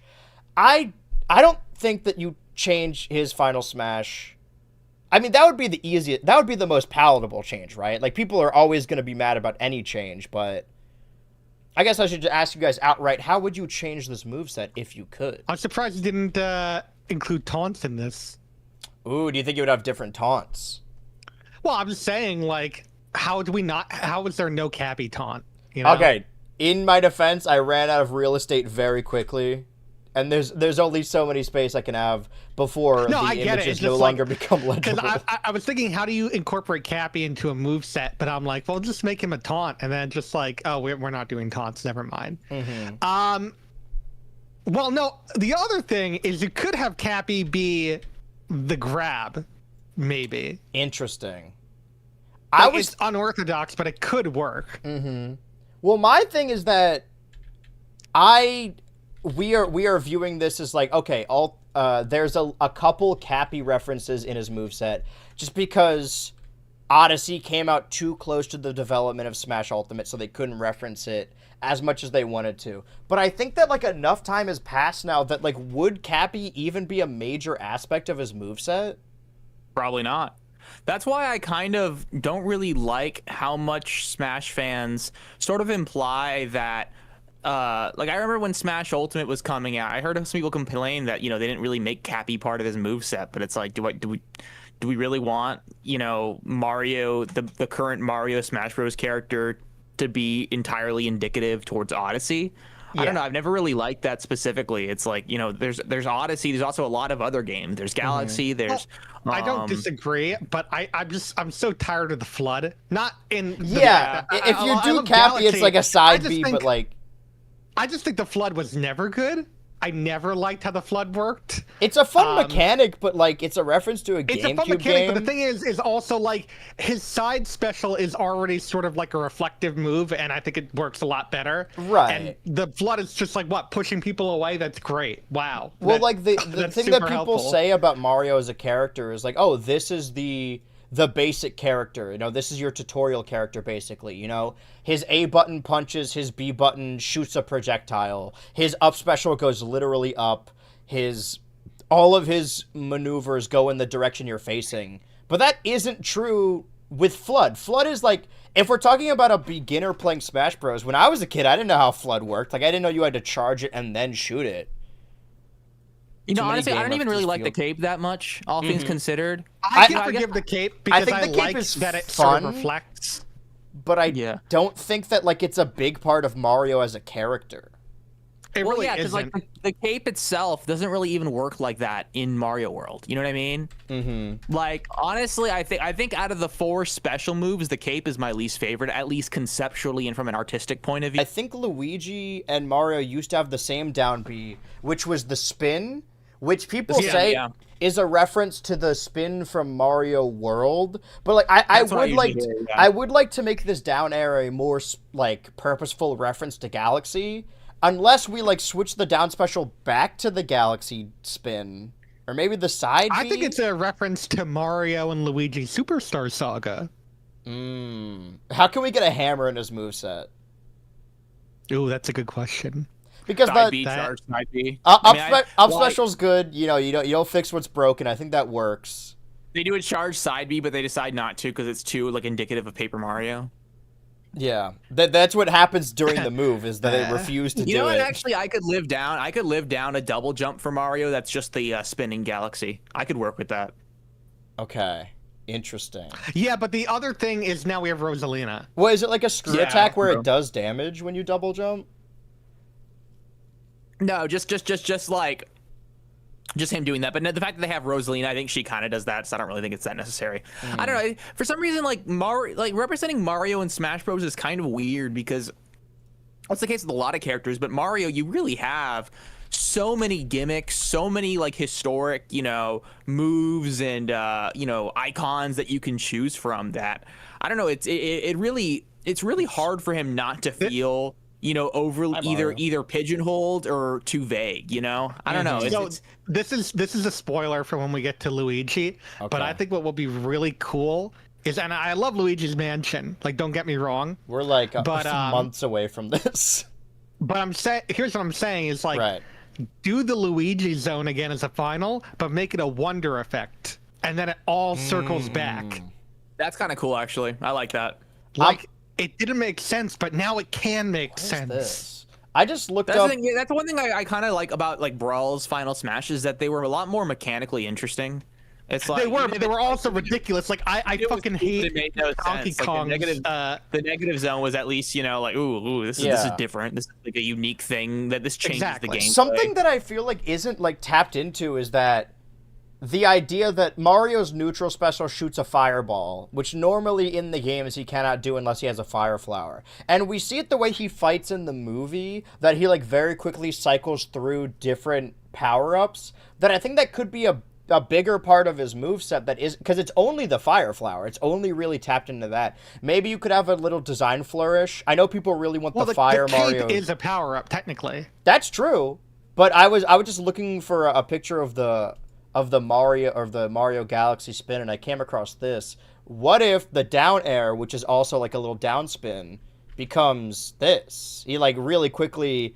I think that a lot of these animations could like very quickly. That could also be a Galaxy thing, technically. True, yeah, but I think it's worth like all of the maybe not all of these moves. You know, there's a lot of tilts that can stay the same. Every character in Melee has the. The neutral air, the sex kick. They, for whatever reason, they all have the same animation when it comes to their forward or their neutral air, rather. I'm a little worried if we go too deep into like giving all his like stuff to power-ups, because then we're kind of going into Kirby territory where his like movesets are like his copy abilities kind Sure. But I feel like that's the iconic thing about Mario. Like Link uses the bomb and the arrows and the sword. Like, this is his definitely like something to kit. keep in mind, though. You know, definitely at the very least. Oh, as long as we have power-ups that like aren't inherently Kirby power-ups. Like, you know, we're not going to make his side be a hammer. That's already... I mean, we could. It would work. It could work. Like, that's the crazy thing. Damn, it could work. I don't know. I like that his down smash is like the little break dance. I guess, well, no, the drill would need to be in the air. Because there are a lot of characters that have that kind of down air where it has a multi-hit to it. I mean, Mario specifically has that. It being a drill. Like Link. Yeah. Well, is Link's down air a multi-hit? Oh, it can multi-hit. It can be a multi-hit, yeah. Right. I don't mean like it bounces. I mean like you do the drill and then it kind of spins the character around and then sends them back. Oh, okay. I just don't know how other... It's really just the FLUDD that stands out for me as like being very outdated and strange. But what do you make the down B? Unless you have the drill work like it does in Wonder, where you kind of... You do the, you know, whenever people have a Knuckles fan moveset where he goes under the ground and then pops out? Because I think that, specifically because it got a Switch 2 edition, like we're talking about Odyssey and we're talking about Galaxy, but I feel like as we've seen more and more Mario spin-offs, they use the Talking Flower more than they use Cappy for anything. I feel like his moveset would take more from Wonder than anything. Yeah. But he didn't really have a moveset in Wonder. Well, that's what I'm saying. We utilize the thing, power-ups of Wonder. I don't know if that would work as well in regards to getting... It's harder in a 2D space than a 3D space, I feel. That's why it's like, you know, the FLUDD is there and the Fire Flower makes sense, but like other than the cape, that's basically it. Yeah. If you want to keep the FLUDD, make it the... what's the one called? What if the it's one that you dash with? You know, you make that like it. Like you dash with it, and it's kind of like the Fox side B. I'm just thinking, like, from a design standpoint, the idea that down special, you literally hold down and hit B, what is the equivalent in a Mario game? I know that Bowser and Yoshi already have it, but would it make sense for his down B to be a ground pound? If there weren't other characters That could be the down air, though, right? It could be the down air. As opposed to doing the drill effect. Well, no, okay, hear me out. That's the down air, and then the down special is the drill, and he drills underground, and he goes like underneath. Yeah. And then he pops up. And then you got the and then you have the Wonder representation. Yeah. And at least that way, like, he has 2 power-ups in his moveset. Okay, so then let's... Yeah, like, can I just look up Mario Ground Pound and I'll find a PNG? Or do they not call it that? Do they call it, like, a hip slam? No, it's ground pound. There's no way it's not ground pound. Okay, down air. Yeah, that guy. Okay. Like, I know that the thing about having so many Mario characters, and I feel like we did actually keep a lot of them. Like, you're right. Like, anything we want to have, like, oh, the Galaxy moveset, Rosalina kind of already reps. When it comes to ground pounds, like, Bowser and Yoshi both have them for their... Is Bowser's down B? Yeah, it's Bowser's down B.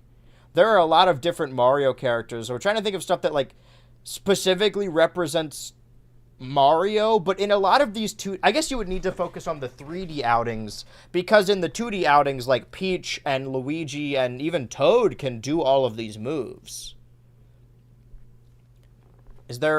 I will say this, if we are going with this potential theme of, like, him very quickly using a power-up and then switching back. I know this might get confusing when it comes to skins, and I know people really want the Fire Mario ult to make a return, but I think you could have him very quickly change to Fire Mario to use the neutral special, and then change back.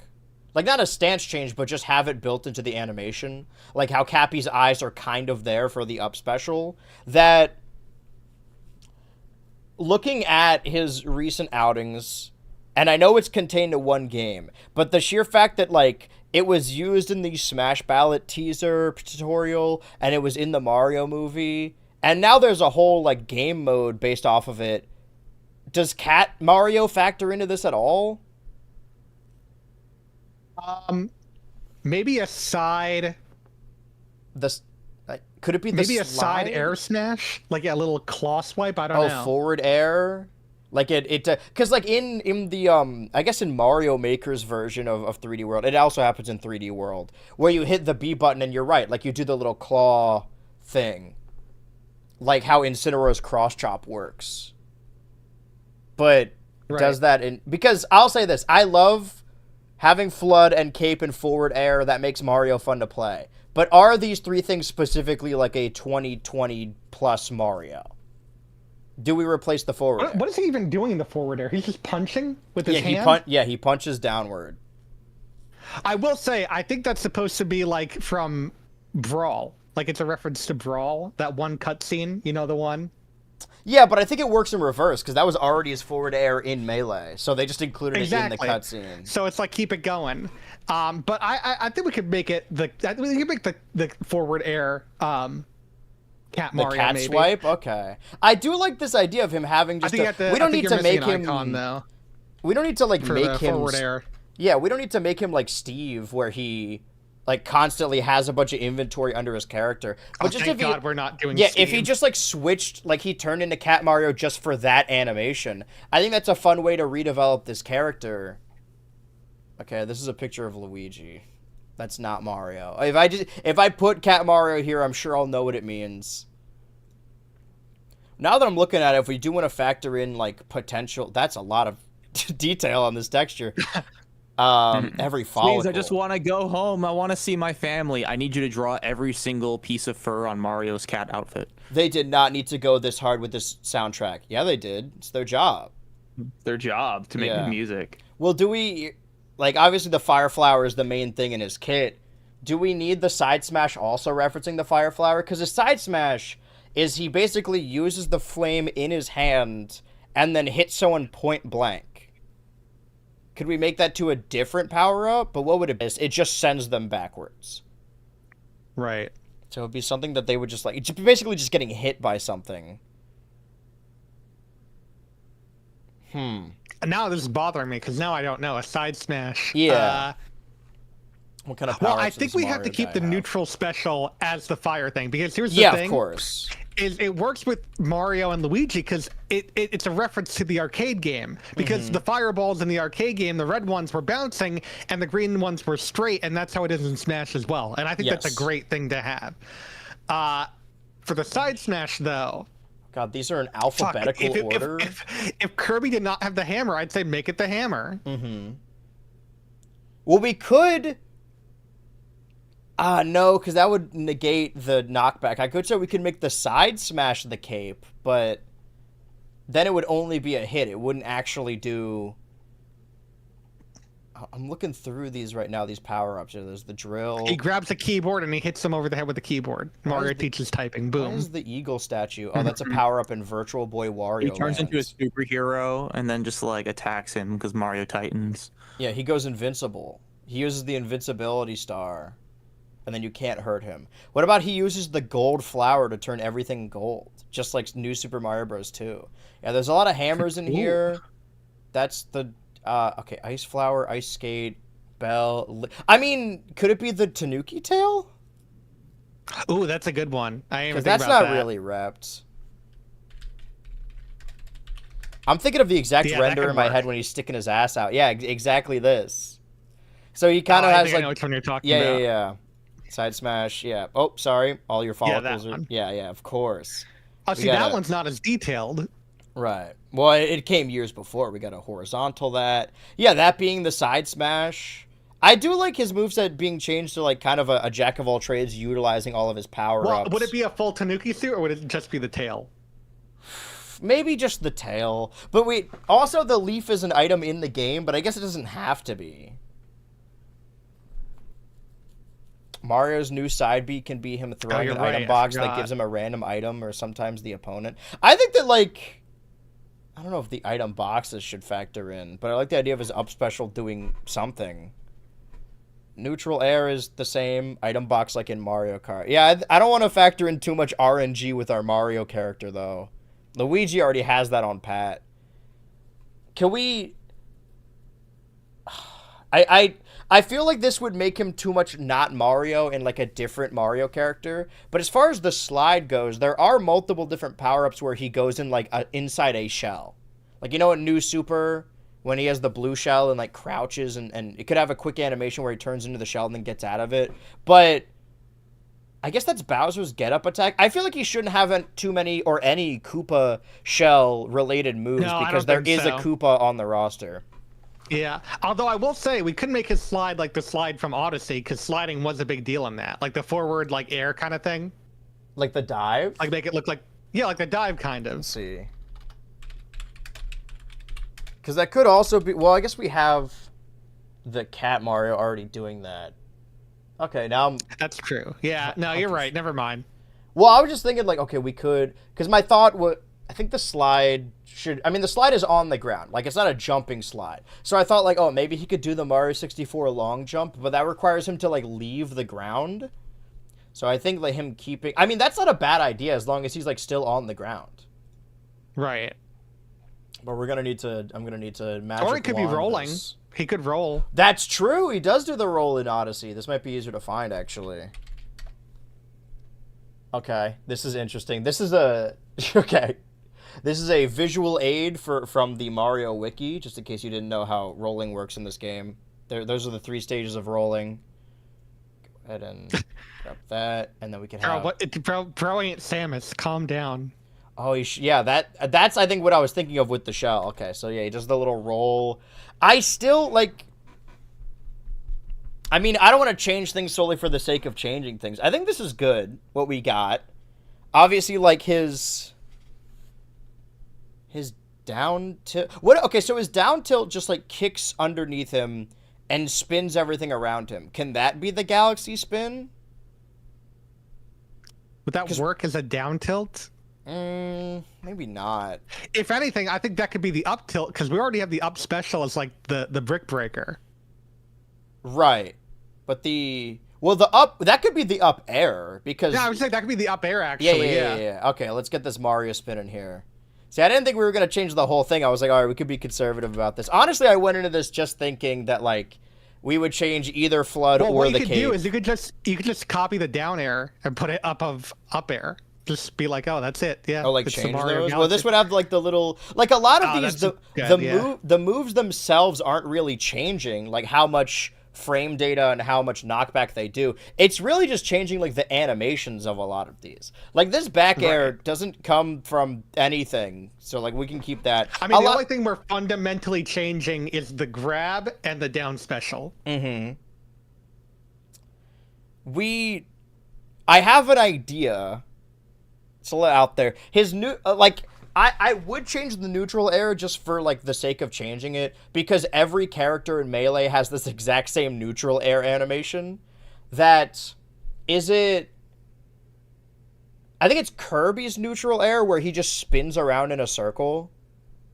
It's not a good move, right? But what if Kirby Melee was a very rough character? Mm-hmm. What if it's that, but he's doing, like, the dying animation. Like, you know how he, like, throws his hands up and spins around? Oh, that's really funny. I like that, actually. If I could find this. And that's kind of why I wish if we had more room, we could do taunts as well. Because then we could talk about taunts. Well, because, yeah, then the taunt would need to change.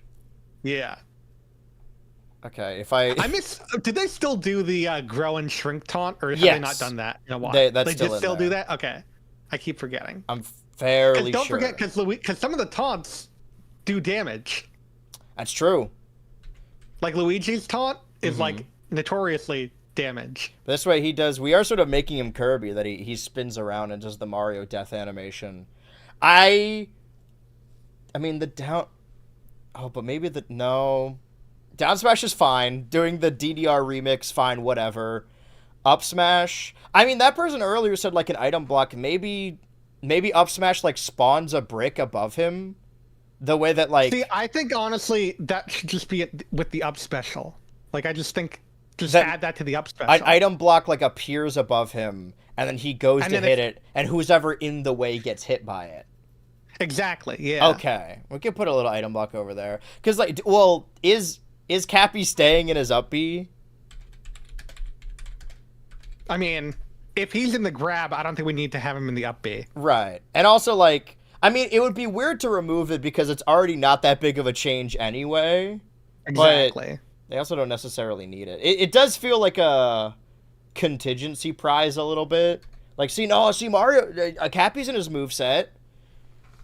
Oh, the grow shrink taunt was replaced with a thumbs up. Okay, well then we're gonna remove his death taunt and put the grow shrink back in there.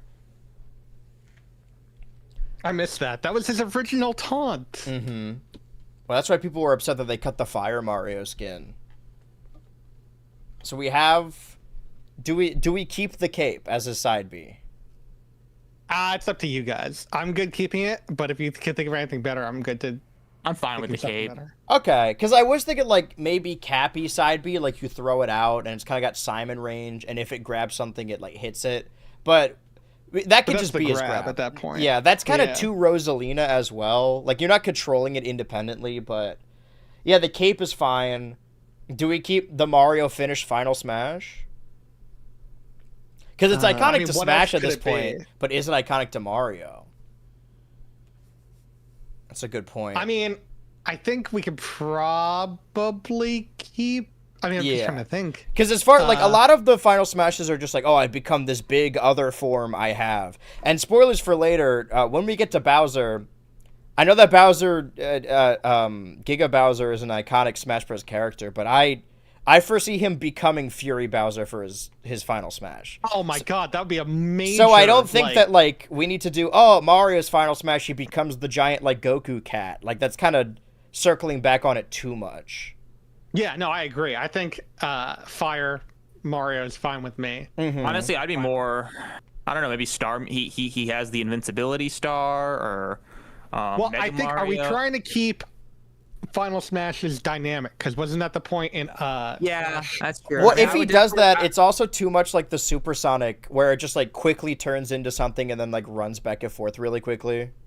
Yeah.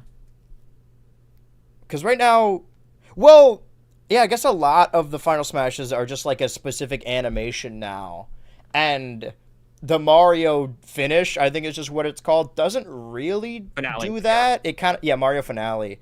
It just kind of, like, covers the screen. But I don't know what... Maybe the, like... No, because everything I'm thinking of, like, oh, he uses this power-up. It's still too much like Supersonic. Like, just...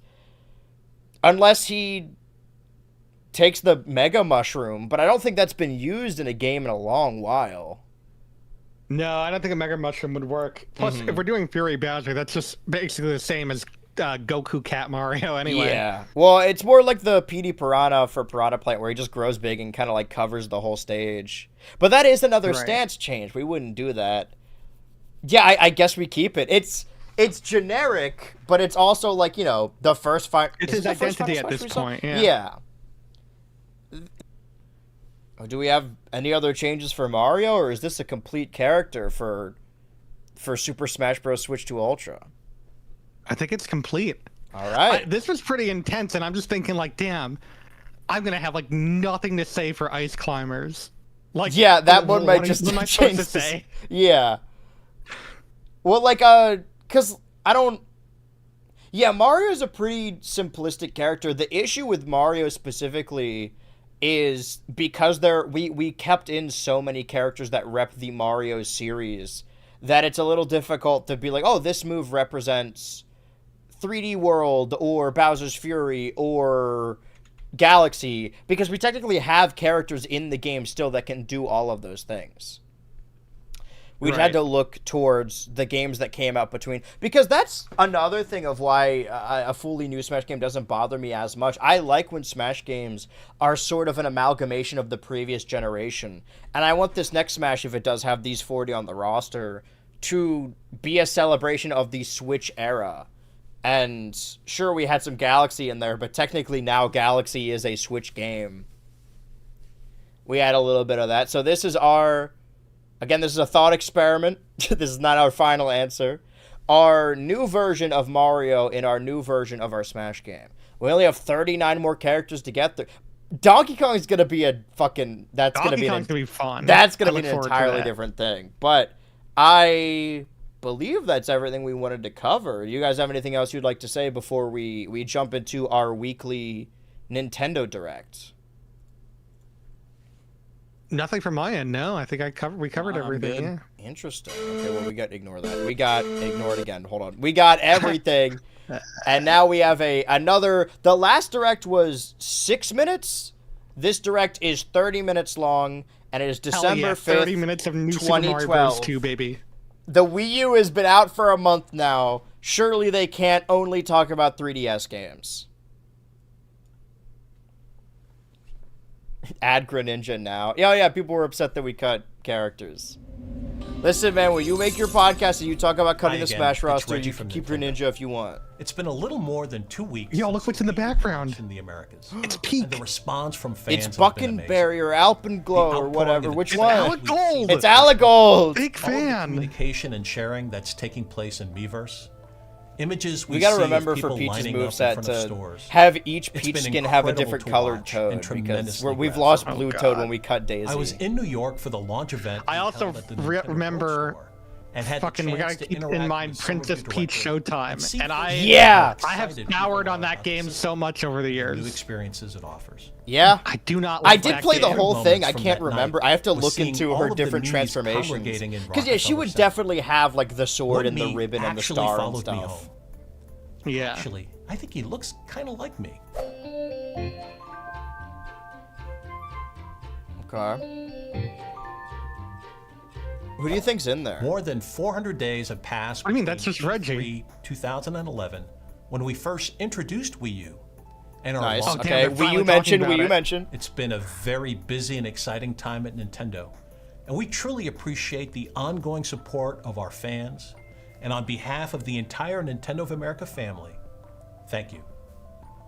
You're welcome. Wii U welcome. launched in the Americas with more Thank than 30 games. You. Over the next welcome. few weeks and months, You're welcome. we're going to double that number.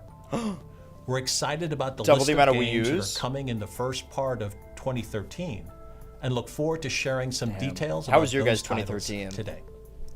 We also have I don't details even remember. about some Nintendo 3DS games that you'll I was have in a the Wii U chance to play haze. in the new year.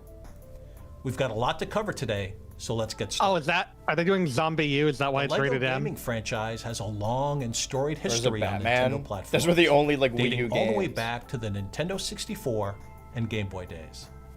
Oh. The next great LEGO adventure is Oh. LEGO City Undercover, which is coming exclusively to Wii U This in the isn't first part of exclusive. next year. Are you sure about I was that? going to have It is Bill now. introduce this, Sure about that? but he's been so You busy sure about talking that? up That's his why? Japanese skills that I decided Are he must you want to sure spend more that's time why? in Japan.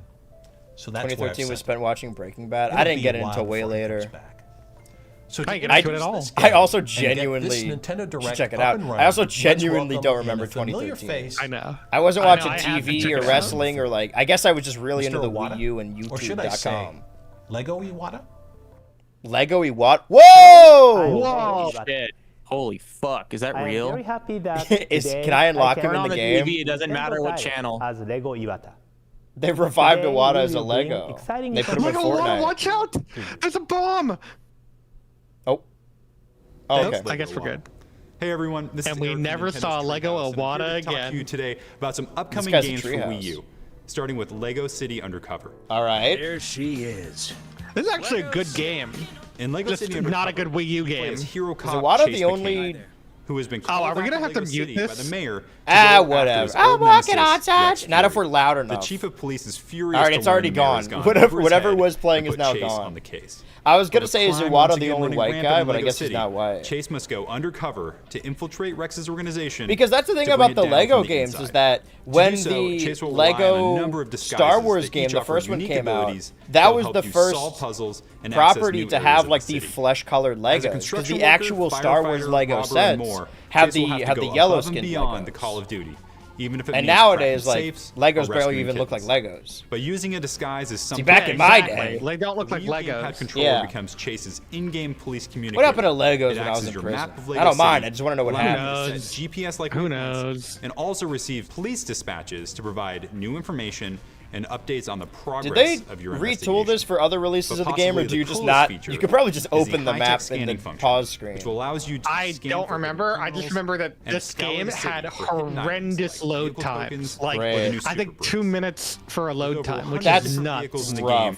Chase can easily find a new ride by a single I button wasn't press. interested in this By despite finding and loving the collecting Lego vehicle games. Well, one, I tokens, was like Chase will have very instant access staunch to his favorite anti vehicles voice by acting using in the these Wii U games. I gamepad didn't want and special vehicle calm to hear the characters. I These thought that vehicle I calm points are legit stopped created playing out the of game when they super stopped bricks. adding Super or bricks they are a started new adding feature in dialogue Lego City to it. Undercover. You'll want And- to Well, it's a shame, 'cause Lego Batman 2 is the create best Lego one. objects that will That's aid what in I've your heard. investigation and really bring Lego You guys gonna City play to that life. new Lego Batman? That also comes out MomoCon weekend. I'm gonna Chase be Ryan locking in forgot on about that. I don't know if I have the Cross out right in prison. specs. It looks like it's such a In the ram Terminator hog. Rex Fury Oh escape. yeah. In the prison, he'll Hopefully encounter played some on friends console. and, well, you'll see. Hey, are you Blue? I'm Chase. I've had better days, Sonny. I'm Chase. Oh yeah, there's like a bunch heard of you might different know movie about references Rex and Fury. even like Nintendo Rex references in Fury. this game. That man Because it's owes not me. set. That was For the helping other him thing that escape? didn't appeal to me. It was like, Why oh, would I don't I really do care about that? original Rex was Lego my stories. biggest customer Maybe if I was until he watching disappeared, Ninjago at the owing time. me for a Well, that hot didn't tub. even come out yet, You know had how it? It was difficult it is 2012, to smuggle one 2013. of them in. Remember? Isn't it still As you may have doing new noticed, there are episodes? Or many am I familiar guess. Lego vehicles I- and playsets that appear in the game.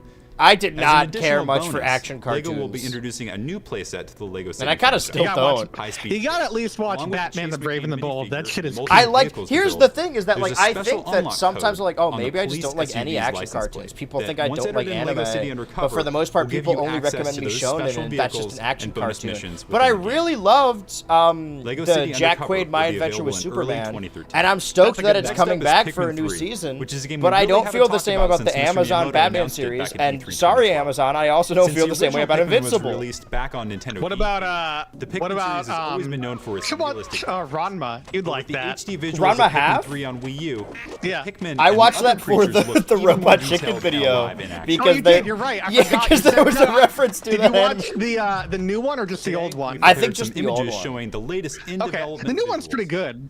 We'll let you Well, take your I'm time doing and this other enjoy the video scenery without project any interruptions or for distractions. September, where I've been watching a specific list of games, and I watched all of Hakusho, and I didn't mind that. I liked it more than the other anime I've been shown, because it's basically just wrestling. It is. Yeah. Is Pikmin 3 out Oh, yet? fuck, it's in Pikmin 3. I 2012? forgot. Man, this person's terrible at Pikmin. You gotta kill those guys. This Also, gamer that's fucking not- sucks at Pikmin. That's not Brittany, is it? I think it is Brittany, but she's wearing like a different Is that color. like Beta Brittany? Yeah, and there's Alf. She looks a little different. Does she normally wear yellow? No, she doesn't normally wear yellow. I think. Yeah, I think they're color because Charlie's green, or supposed to be. I think Brittany's pink. Right? Yeah, maybe. I mean, this is certainly Pikmin. Oh, there they go again with their bubble craze.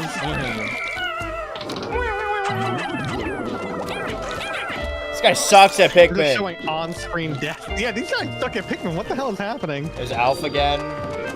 No Charlie, no love for Charlie. How do you guys feel about Pikmin 3? I like Pikmin 3. I think it's my, it might be my favorite. Real? Okay. 'Cause I- I think I love Pikmin 4, but it also has the roughest opening, and it Yeah. can feel bloated at points. And the auto target's a little annoying at times. Well, they turn table tap. That's what Well, it's like. that's what I was gonna say too with the I stopped playing the Lego games when they added voice acting, and then for the the last Lego game that isn't the Batman one, he's purposefully killing them. Lego What is his problem? Lego Star Wars: The Skywalker Saga. It was like sold with a feature like, oh, you can turn on rumble mode, but all it does, like, it's the same thing as just muting the game. Like, it doesn't. It's not like they built the reason those early cutscenes work is because they were built from the ground up without voice acting. Exactly. So That is true. they convey the jokes visually. When the jokes are audio based, like, you just don't. All you're doing is turning the dialogue off. Similarly, like, you can. Totally in 2013. Okay. Thanks, Eric. Another game. Okay, coming now to we Wii U are next getting year into the is Wii U Game of and it all. Wario. Game and can Wario! visit all your friends from the WarioWare Everyone's series. favorite game. Created 16 unique And games Wario. exclusively for Wii U. These You games said are it. full of Wario's And not everyone's random favorite humor. Wario.